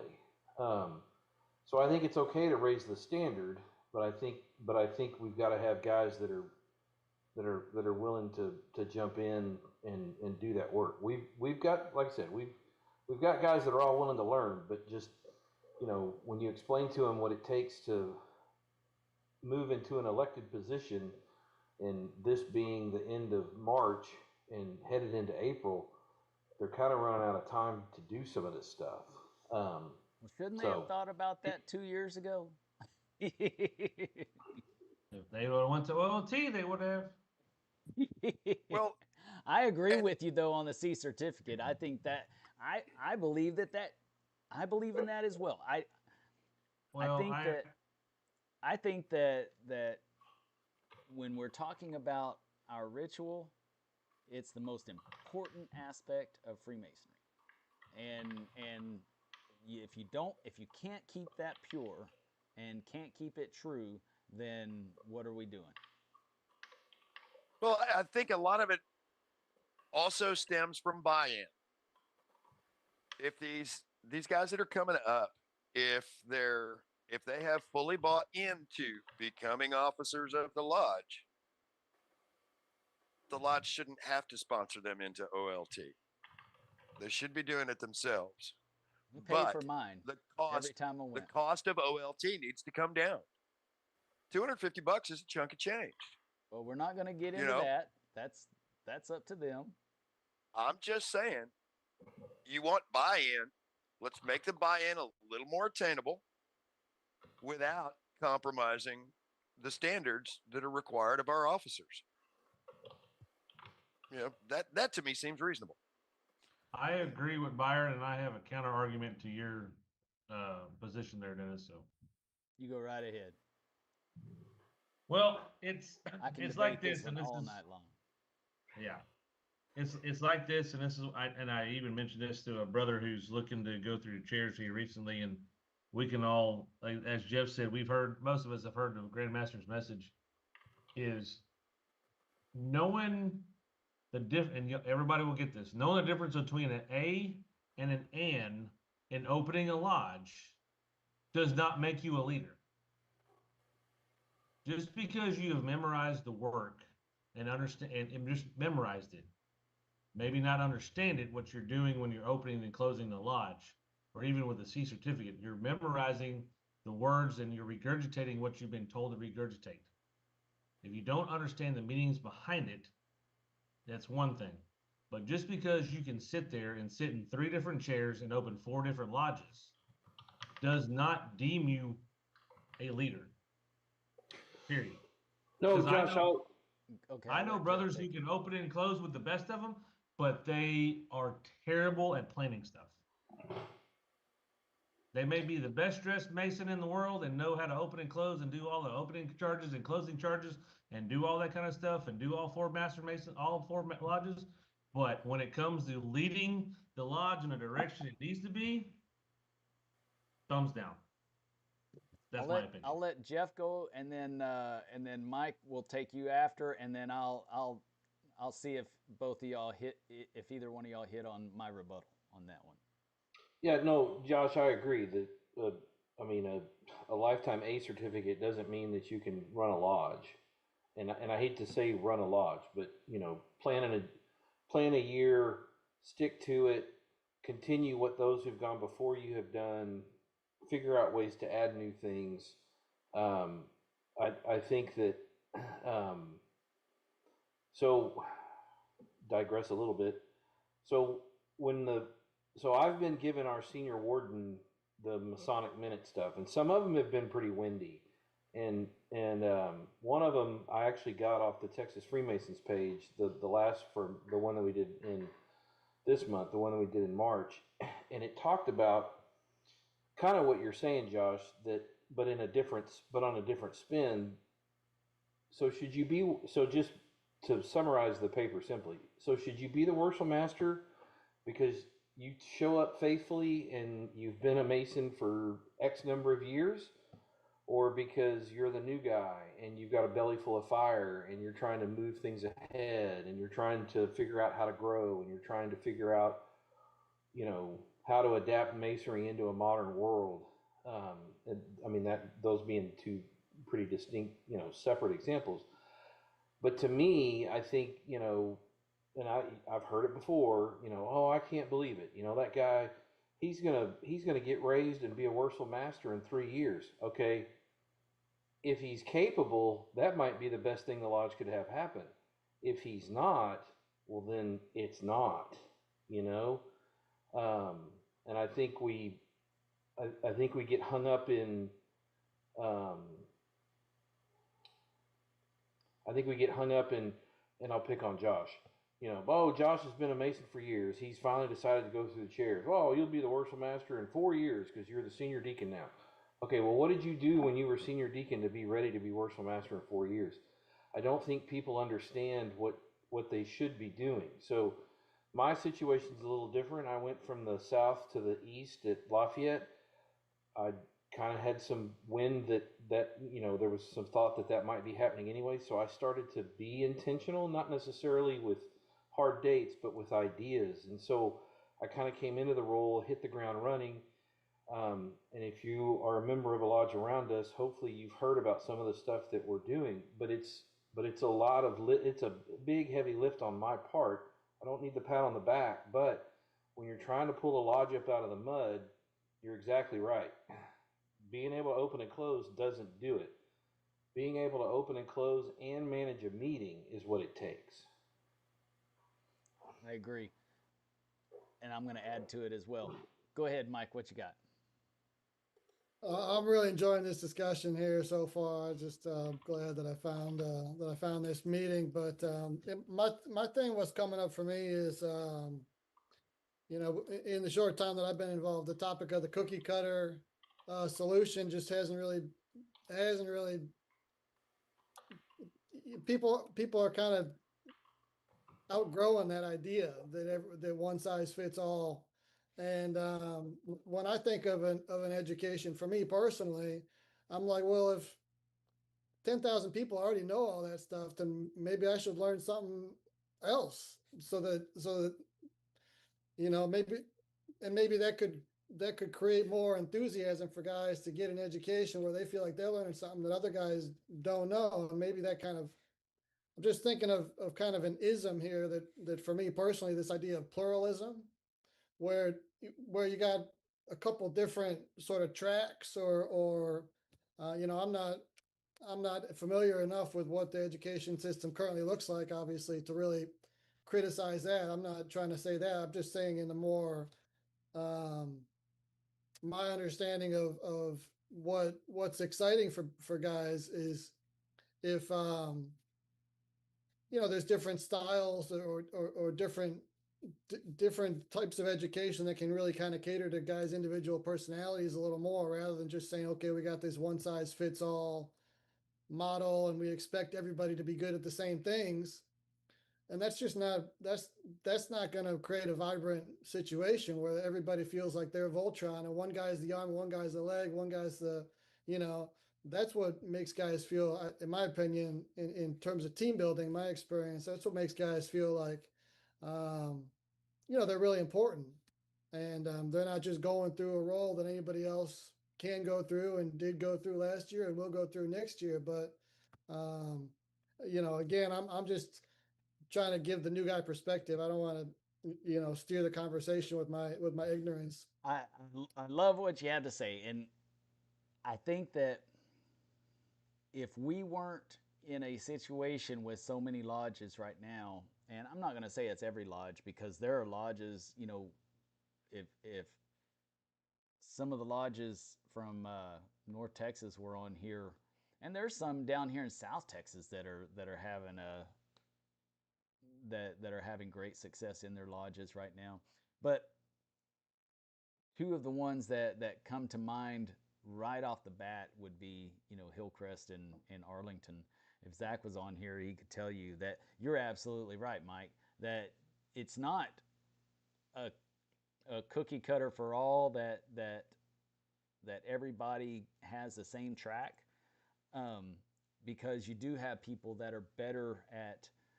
You've got people who are interested in the fundraisers. Give it to those guys. You've got guys that are interested in frying up the catfish. Give it to those guys. You've got guys that are good at administrative of creating those committees to handle those jobs. Give it to those guys. And then you've got the guys that love ritual and learn it well and spit it out like nobody's business, like butter, and give it to those guys. And then you got the guys like me who aren't good at any of that stuff relatively. Just, give me something to chew on and spit out as education, and that's my gig, right? That's where I thrive. I don't thrive at these other things. I thrive in the education portion. And you're right. In the perfect world, when we can get our membership to get to lodge and be a part and work together, we can give these different people all the different, give them all the different options. The problem is right now in a lot of these lodges, like, we've got the second largest grand jurisdiction in Texas. Texas has the second largest grand jurisdiction in the U.S. right now, but it's shrinking, and a lot of the reason why is because a lot of these little towns are shrinking. Goliad didn't gain population last year. We decreased as a town last year, or as a county last year. We decreased in population.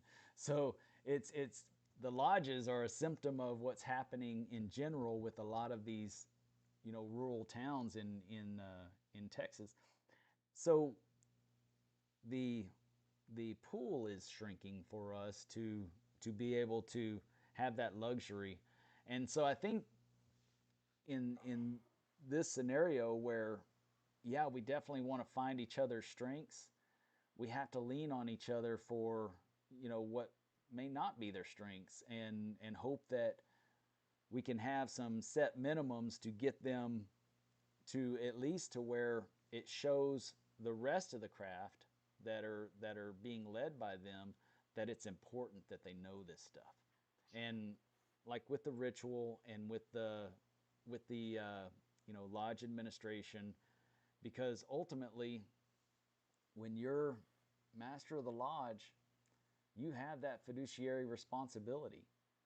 But if we think about it, as the master of the lodge, the light's coming down on your cover, and you're supposed to be dispersing it through the lodge. That's your job.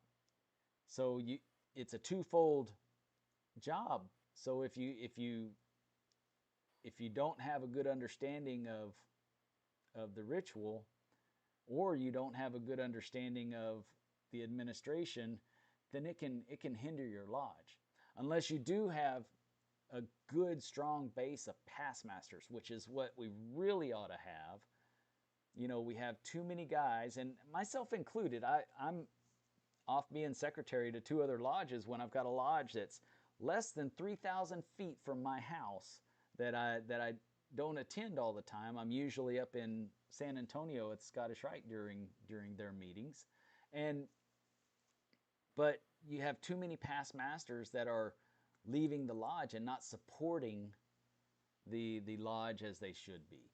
If we had past masters that were giving educational topics and giving, helping with teaching guys the ritual and helping with administrative, helping with the shortcomings of the administrative staff, like, please help me. I'm a secretary and I hate it, and I'll take all the help I can get in my office. come on, past masters, help me. But that's not a hint, that's a request. So for all you listening, but if we had past masters out there that were doing that, then yeah, that would be great. That's the pool we need to be pulling from so that these young guys can figure out what their strengths are. But, and please, nobody take this the wrong way. If you're listening to it live or you're listening to it 20 years from now, how many past masters, how many sitting masters right now are in the East for the first, second, third, fourth, 10th time in their lodge? Their lodge hasn't raised a Mason in years. Their lodge hasn't read a petition in years. Their lodge hasn't done anything in years. When you ask how many past masters are in the room, everybody raises their hand, all 5 or 6 of them, and they show up once a month. They hate to turn the AC on because the light bill might be more than $45. They have an hour-long meeting and they go home. That's, I mean, it's unpopular, but that's what's wrong, Think about that group, right? So here's that group. There's 4 or 5 of them. They meet once a month, and then 10 miles down the road, there's another 4 or 5 of them that meets once a month, and then another 10 miles down the road, there's another 4 or 5 of them that meet once a month. Or worst case scenario, 2 or 3 out of that first group go to those other 2 so that they can have 4 or 5. They're not getting anything done. Yes, I agree wholeheartedly. You won't get crucified on this show. You just named District 36. Well, whoa. I'm not gonna say, I won't say what district he just named, but it's not 36. I can tell you that for a fact. And the sad thing, though, is that he really has named, I'm going to go out on a limb here and say probably 25%, maybe more, of the districts in this state. And that, gentlemen, is a big, big problem. Well, Say I that, think Byron. Sorry, I just sold a swimming pool. Say that again. I was saying that the example you gave isn't just isolated districts here and there. I'd be willing to bet, and look who's here, our favorite statistician can probably give us a number, but I'd be willing to bet it's close to 25% of the districts in Texas. I'm sorry you're being put to work right away. The real quick though. I don't even know what you're talking about, but what's the question? So Zach said, "Let me pull up the data." So here's go ahead, Jeff. So here's an example that I heard the other night. A lodge in the Houston area with over $3 million in the bank. They haven't had an installation in 6 years because they haven't rotated the chairs because nobody shows up. Yes. So about half of our consolidations are due to money, and half of them are due to that problem right there. And eventually they'll all die, except for one, and he'll have to do something with the money, or it's all going to go to the library and museum. It only goes. Sorry, Zach. Sorry, Zach. Go ahead. Brethren, I stood in a stated meeting in December, and as much as you can plead, I pleaded with the brethren to please come up with a plan for what's going to happen in that lodge, because I am the youngest member. See my gray hair? I am the youngest active member by some 20 odd years. They're probably going to say it's on you then. Yeah, you dealt it. Well, but Zach, what I told him, what I said, guys, what's going to happen is we've already had a few guys that can't come because it's too far to drive at night. So why don't we consider becoming a daylight lodge? Because this place would probably go bananas if it was a daylight lodge. But we're going to get to a point where we're going to be stuck, right? I mean, there's already 25-ish total members. Honestly, about 7 or 8 show up to every meeting, but it's not long that number becomes half. Yeah, that's the biggest problem that we're facing right now. And it's also the reason we make some of the worst decisions as Masons in guarding the West Gate is because of that, and it's sad. And then what's even worse than that is that somebody does come in, let's say, and I've seen this scenario. Somebody does come in, and then all the work is thrown onto that guy, and then he goes out. He's like, oh no, this isn't what I signed up for. Every once That's in a while, right. you get a Brad Hoff out there that he'll just take it and run with it, and he did an excellent job. But more times than not, I would think that people just Well, you shouldn't be putting anything onto the new guys. I mean, like one thing, right? Every new guy, there's something, right? If they're going through the line, okay, that's it, right? You focus on learning the ritual. You focus on administration the later years of that, and all the things like that. If they're focused on ritual, fine. You're just focused on that. If they're like some of our guys, we got these new guys that are like social media. He's making all these reels and stuff like that. I can't even begin to do all that, but he does, and he loves it. More power to him. Strength through the diversity. We got everything. Everybody's got their own little thing that they like doing, and as a team, you make a good team doing that. Don't ask me to do those reels. I'm not nearly as good at it. It's interesting that you bring that up because that's exactly what Mike was talking about earlier. And I told him that if one of the bigger lodges, that's definitely easy to do. But one of the things that we also have to be careful of, and bringing up the social media and the reels and stuff like that, is putting that onto a guy that, yeah, he's a young guy, but he doesn't necessarily like doing that kind of stuff. Oh yeah, You you don't can't assume. You cannot assume by exactly. their age. Some people are old souls. You just can't assume it. That's right. That's You right. can Yeah, no, yeah. cause that platform They'll to tank. they'll let you know where their interests are. Yes. You don't need to dump stuff on them just because they're young. Yes. But you're right. Give them one thing, one new thing, and Yeah, let them give them focus on one it. thing, focus on that. And each year, man, if you're going through the line, each year you got a new thing to work on. Yeah. I mean, junior deacon's a thing, senior deacon's a huge freaking thing. Then if you actually get to junior warden, you got a really big, the secret is they don't usually figure out how much work it is before they're junior warden or senior deacon. Yeah. So they get in, they try it, they get into it, they get a few years under their belt, and then all of a sudden they're a senior deacon, and they start going, whoa, there's a lot going on around here. Well, but in the way that you're talking about, of course, in your lodge it starts at steward, right? And then goes up Or from before.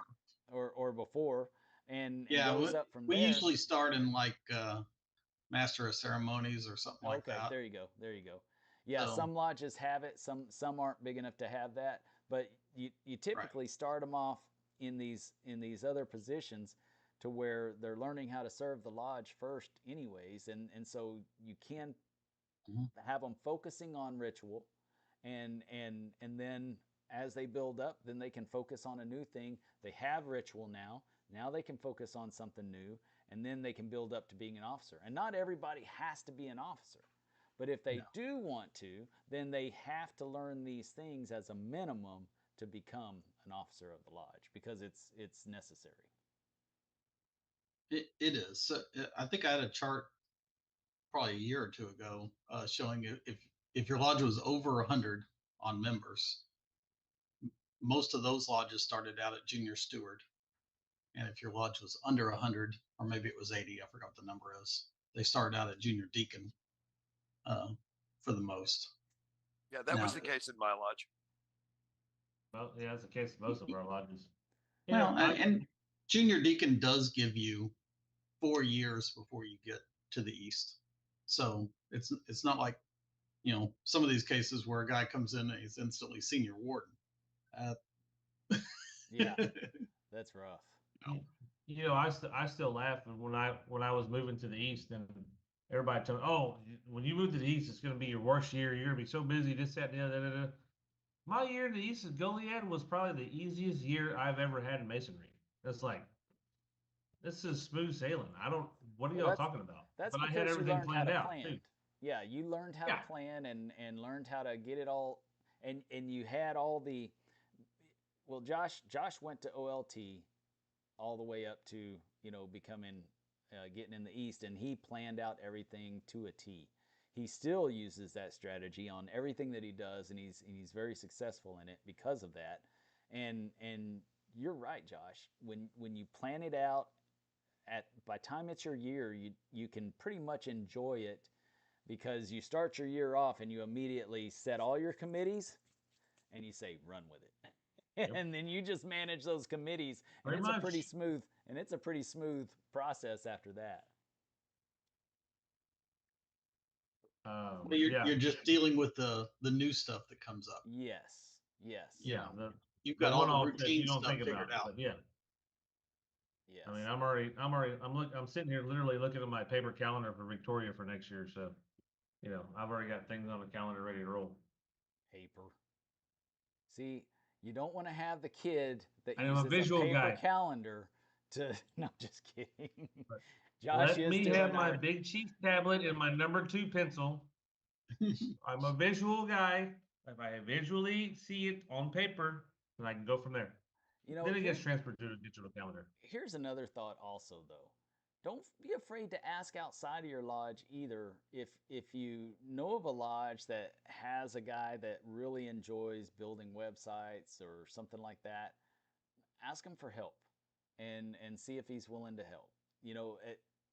Right now, I think I've got 5 different websites still that I'm still managing, and then but I've went from having like 12 at one time, and I've been whittling them down, and I'm planning to get to just one to where I can just focus on Masonic Improvement. But ask somebody to help you out because that's a big deal these days, and it doesn't matter if you're rural or in the city. It's a big deal because the new generation has grown up on the internet. And so that's the first place they're going to look before they look anywhere else. They're not going to ask their dad where he's been all night. They're going to look on the internet on how to join Freemasonry. to a Hey, certain do you guys degree. all use electronic calendars for your lodges? Yes. Everybody? Okay. I do. I use Google Calendar as much as possible. Yeah. Because everything we do is pushed to everybody's phone, so Yes. everyone knows what's going on every night. Yes. You can look at your phone and go, yeah, I'll go to that. I have 7 different calendars that are on my phone. However, this may be worthwhile for all the brothers here. And I learned this week that you can make a free QR code in Word. And it actually works. Yes, in Word. There is a formula you can put in Word. Yes. I have an app that I use that's free. It's just QR scanner, and I make QR codes with it that last forever, that don't expire. And some of those that you use, they only last for a little while. But the ones in Word, I use it this week. I found it, of all things, I found it on TikTok. But yes, there's a way to make free QR codes in Word that you can add to your flyers and websites and things like that. That'll point you to different websites. I'm gonna have to learn about that because I would like to, because my QR code creator, it doesn't put images in there like I would like for it to. So I'd like to use the Word. For the low price of $99.99, I will teach you how to make a QR code in Word, Dennis. Yeah, right. I've got enough subscriptions. I don't need yours too. Mine's a one-time fee. That's all it is. I'm too cheap. I'll just look it up on TikTok now that I know where the source is. Or YouTube. I mean, I just use Google Chrome. Thanks for sharing that with all of us. You use Google Google Chrome, Chrome? you can go to any website and make a QR code. Huh, I've never done that before. I've always done it through Yeah, my. if you'll just click the three dots up by your picture in the top right and go to cast, save, and share, you'll see create QR code. It'll send it to whatever page you're on. Oh, Well, that is just totally cool. you know, that's just too damn easy. I don't like it Super when easy. you I don't like it when you come here at the end of the show and then make us all look dumb, Zach. I mean, it's just not. Totally free. Just go to whatever link you want and create a QR code. That's awesome. So now we have 2 new ways to benefit your lodge with QR codes, because that's, man, that's the future. That's today. That's not even the future. That's today. It's been in use for several years now. Mm-hmm. That's good stuff. So we basically, Zach, all night we've been talking about legacy and different ways that we measure our legacy, as well as, you know, as individuals and as the things that lodges do, and then again, as what lodges do for themselves that create legacy. And that's where we got to the education portion. I need to plug in my computer before I die.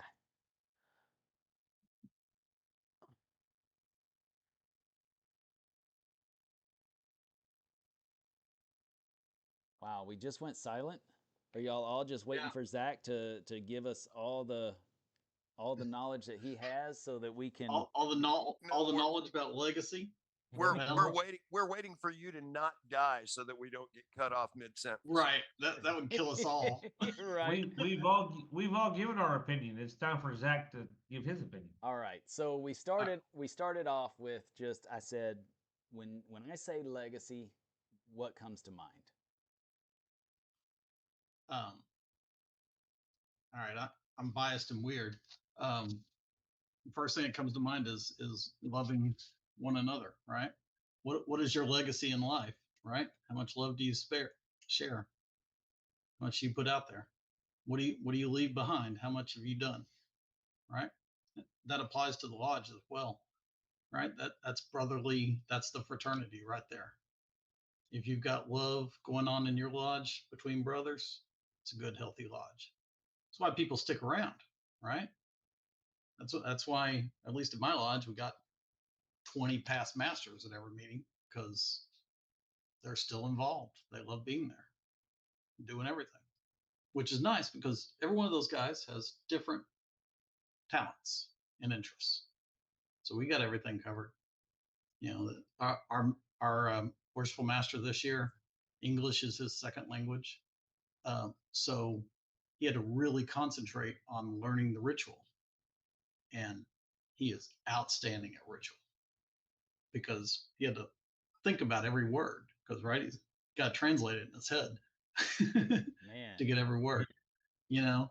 And then we help him out on some of this other, you know, like I completely covered the teacher appreciation and this other stuff. You know, he's got his strengths there. The guy next year has different strengths, and the guy after that has different strengths. I just think about each one, right?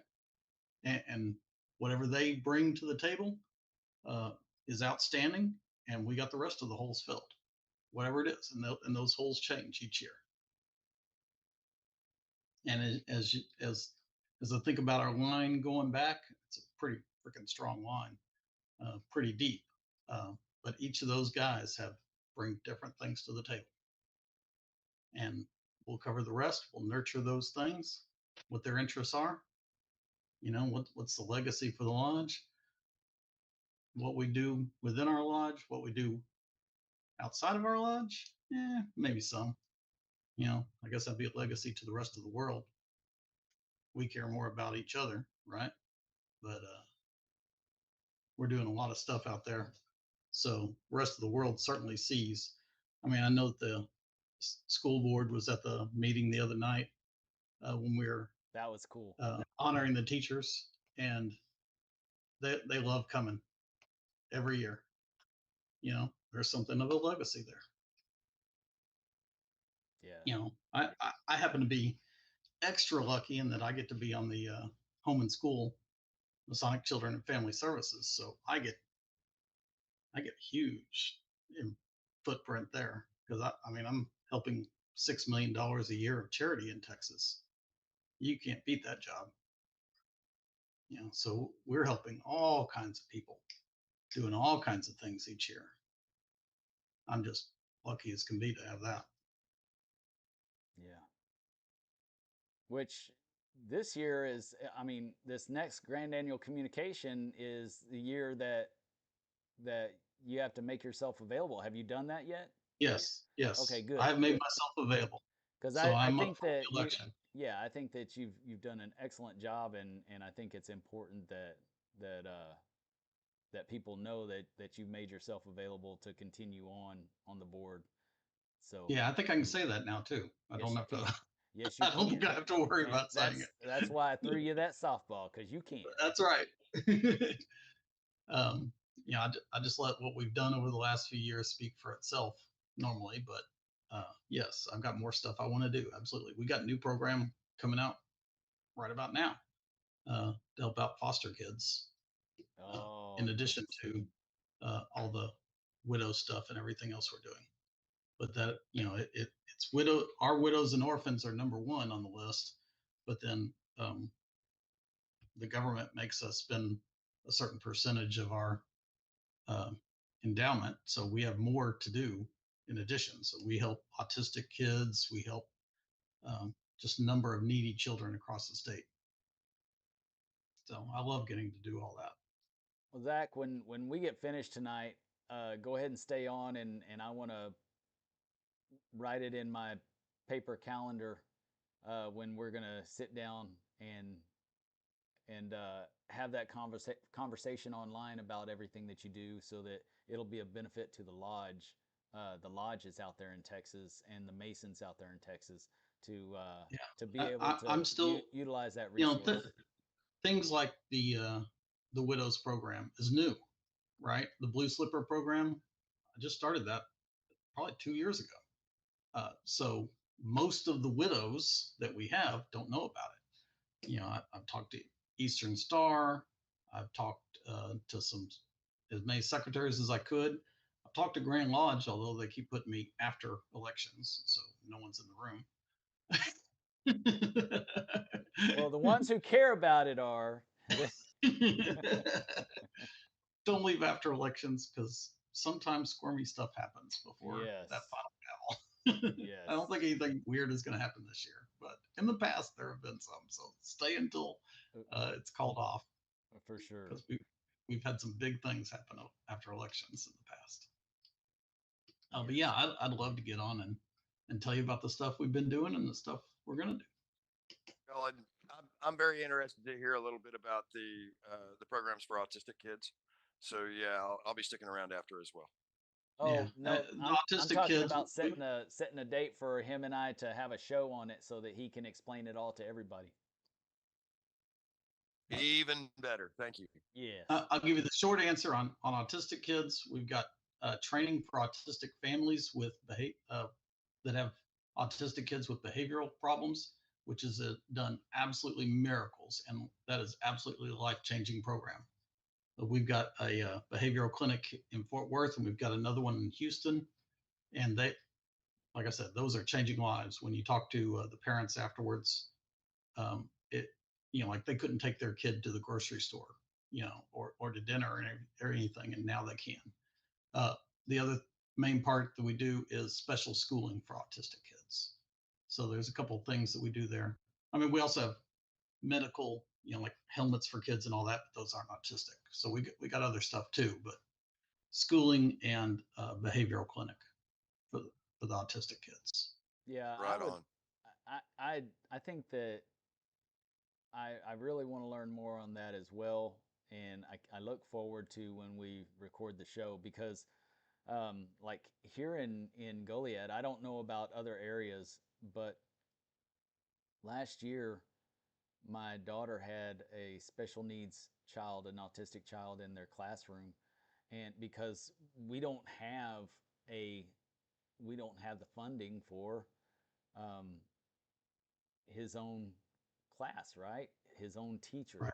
And so if he had a meltdown because something wasn't said right or done right, then the drill was for all the kids to leave the room until he calmed down.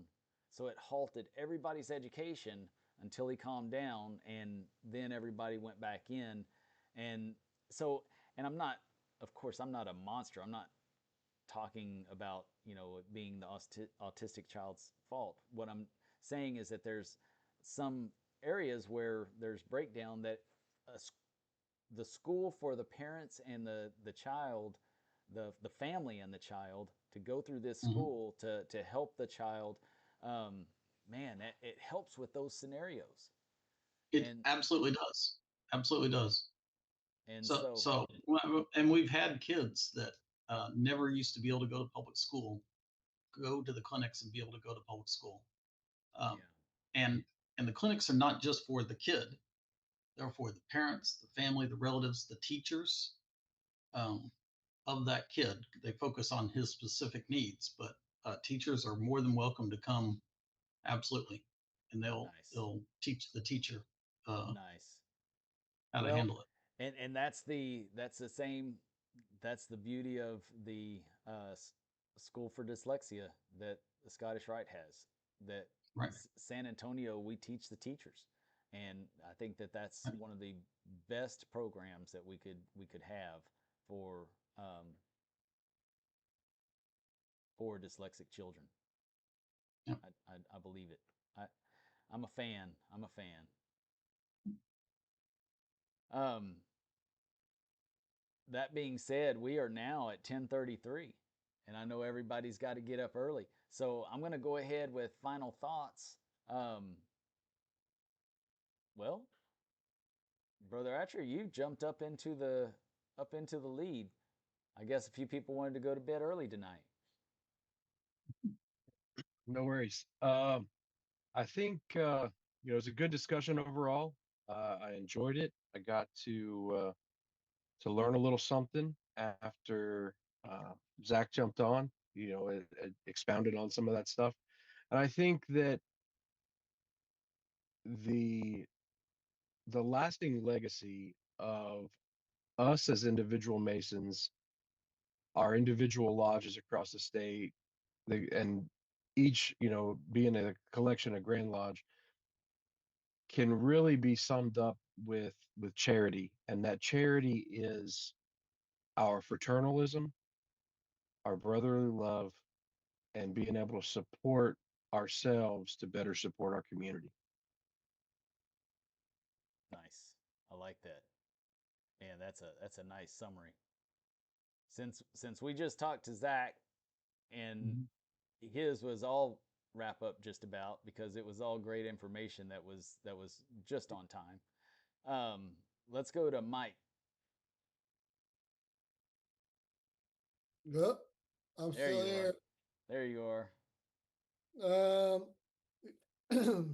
Yeah, one thing that came up for me that was kind of brought up earlier on with the mention of skipping generations.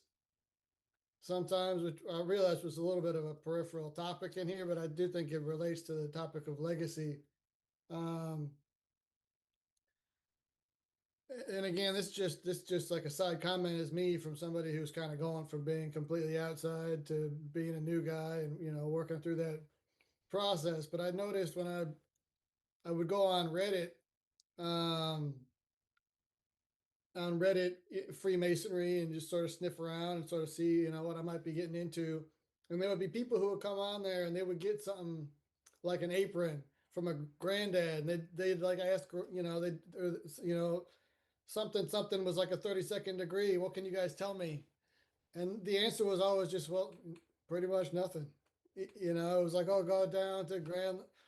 And to me, that kind of devalues a little bit. These artifacts and mementos are part of that charity, in my opinion. And these things are real special, and that those lines of communication, again, I don't know anything about all the ins and outs and the rules of what can and can't. People talk about this here and that there, but that's the kind of thing that's not going to draw that person to be like, oh yeah, I'm gonna repatch up that tradition in the family. They're going on trying to find out what somebody was doing, and they're just being told, "Well, go knock on the door at some building downtown that you don't know what goes on in there or whatever, and somebody will maybe tell you something about your grandpa." So for me, that aspect of the legacy, that kind of inside outside, and also I think it relates a little bit to the sort of the topic of the widows and orphans, and that connecting those connections between generations inside and outside, um, and that sense that these artifacts and things people find from their grandparents or whatever, they're special, and there's real stories there. And is there a way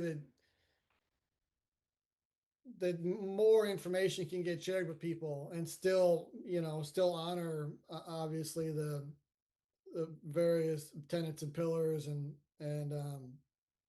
it's totally a fringe topic, but for me that's just something that I thought about saying earlier, and I figured, well, I'll just say it now. That's an interesting thought, and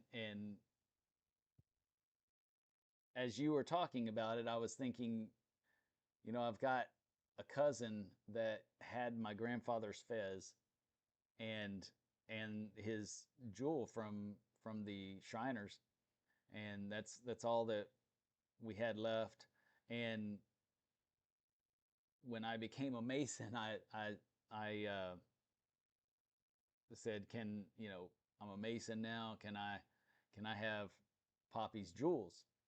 And they may have thought that I meant jewelry or whatever, and I didn't. I meant his regalia and stuff. And finally, maybe 4 or 5 years later, I get a fez in the mail.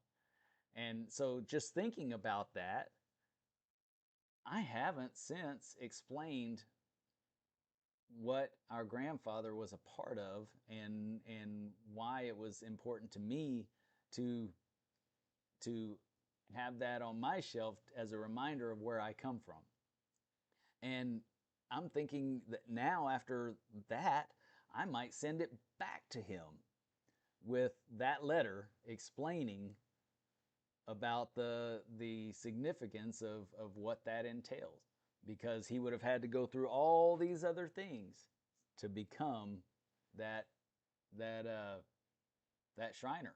And not just going as a Master Mason to a Shriner, but back in that time, you actually had to join the Scottish Rite or the York Rite before you became a Shriner. So he joined the Scottish Rite and then became a Shriner after that. And so I have a whole story to tell without revealing any secrets. And I think that's an excellent thought, is being able to share that kind of stuff with people.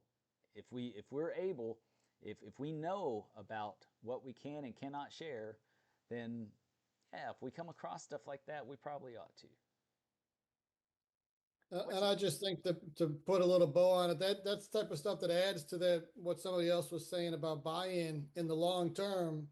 That kind of stuff just builds that enthusiasm in real subtle ways, um, in my opinion, over the long term, that can really add up to guys who are really excited and motivated and feel like they're getting involved in something that really um, cares for people Yes, and cares about those stories. yes, for sure. Jeff, what you got, my brother?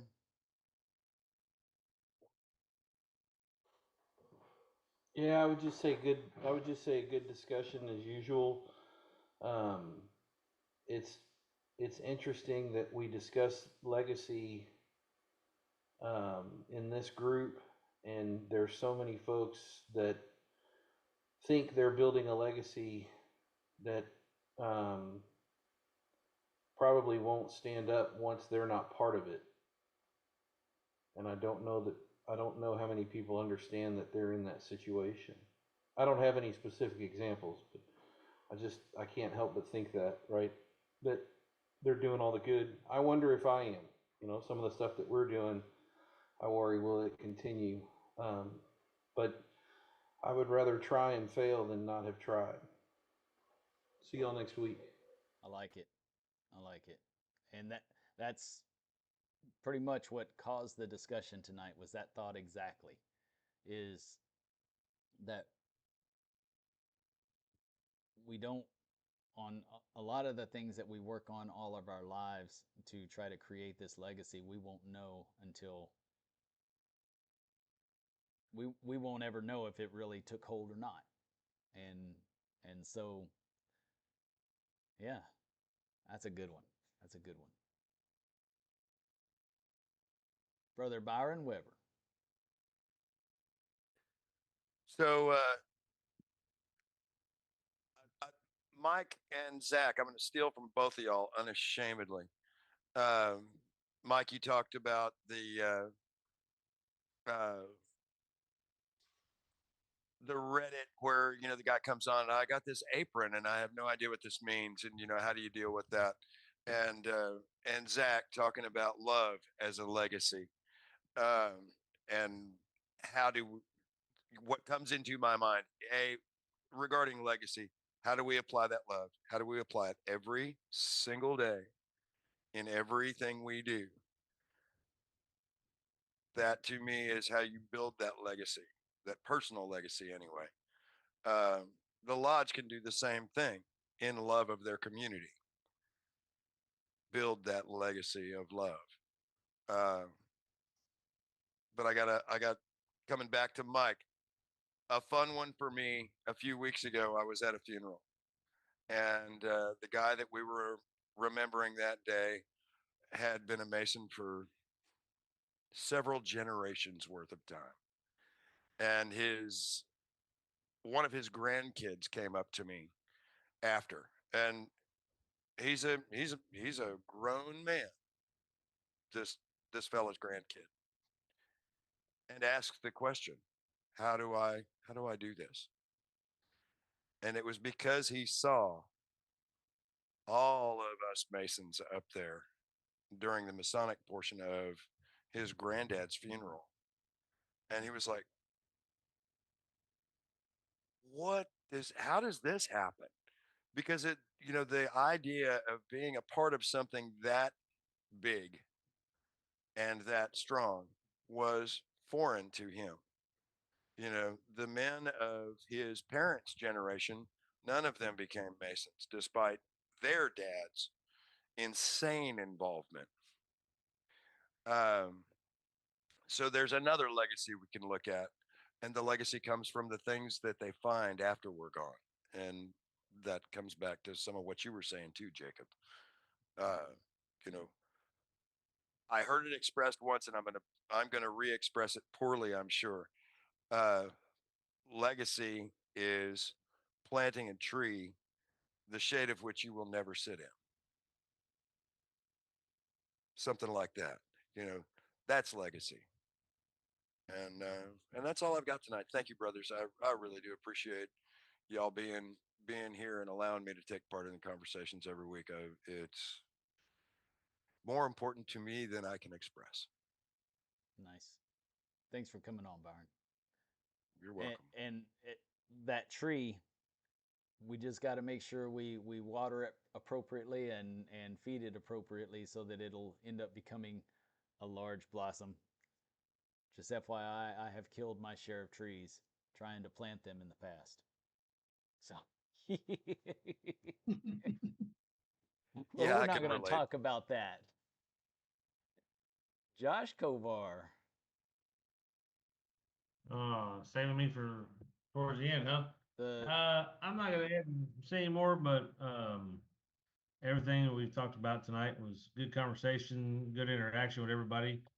Appreciate the back and forth and thoughts from everyone. There's no other thoughts that I can add other than what's already been said. So with that, I will bid everyone a good night. I'll stay on for a little bit longer, and I'm gonna mute my mic and let everybody else talk. All right. Well, then I'll give my final, and it's not going to be way too long. I promise. So everything that has been said tonight has been really great information. I think the one thing that I want to reiterate is, my ex mother-in-law used to say it to me regularly, and I never really grasped it until here recently, to be honest with you. Charity starts at home. And it's exactly what y'all have expressed tonight on the show. Zach really tied it up real nicely in a nice little bow for us, and ultimately it starts at home, and our lodges being our home away from home. It's the love that we give to others, to the world, and through that love, we're able to make real and effective change and transformation within our world. And that's ultimately what Freemasonry is all about. It's all about transformation. And so whether it be on the individual level, as you go through this thing called Freemasonry, as we travel in time, in this thing called Freemasonry, or whether it be the lodge that has began to thrive because of all the love that the members pour into it, and then that love that the lodge provides to the community, and more. I think that at our core, our legacy can be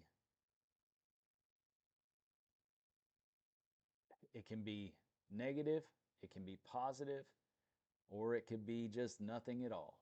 That nobody will remember when we're gone and in the dirt, or burned in an urn somewhere, or a cardboard box that we never got an urn for because nobody gave us a second thought, right? And so as Masons, everything that we do is supposed to cause us to reflect on what that's going to look like later on. And I can tell you that there have been many times when I thought I was building upon my legacy, and I was not. I was destroying what I thought was good. And so we have to reflect on our past so that we can we have to reflect on our past so we can affect our present and create the change and transformation for the future.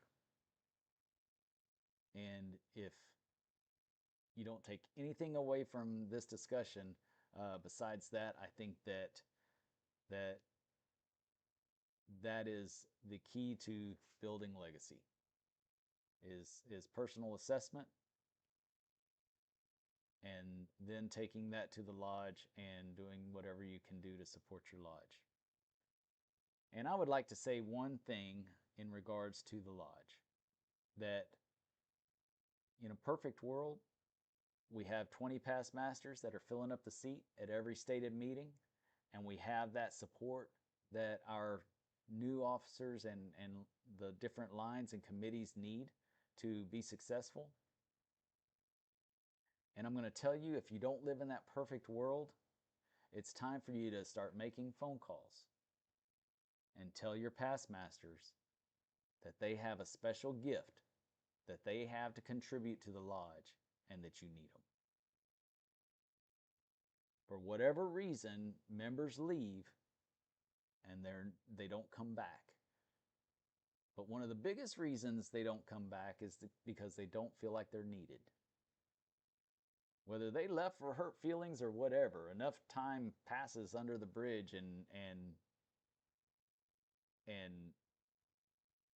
that doesn't overcome the or the time overcomes the hard feelings that caused that to happen. So give your brothers a call. Give your past masters a call. You have resources. Tell them that the lodge needs them. And not to tell them what we need of them, but to ask them to just bring their best, and let's see where that fits into the big picture. Because everyone has something to offer. We just have to be humble enough to receive it. And with that, I would like to say thank you. If you like the show, please subscribe. If you want to be an Inner Circle member and be a part of these conversations, click on join. You're always welcome to. Otherwise,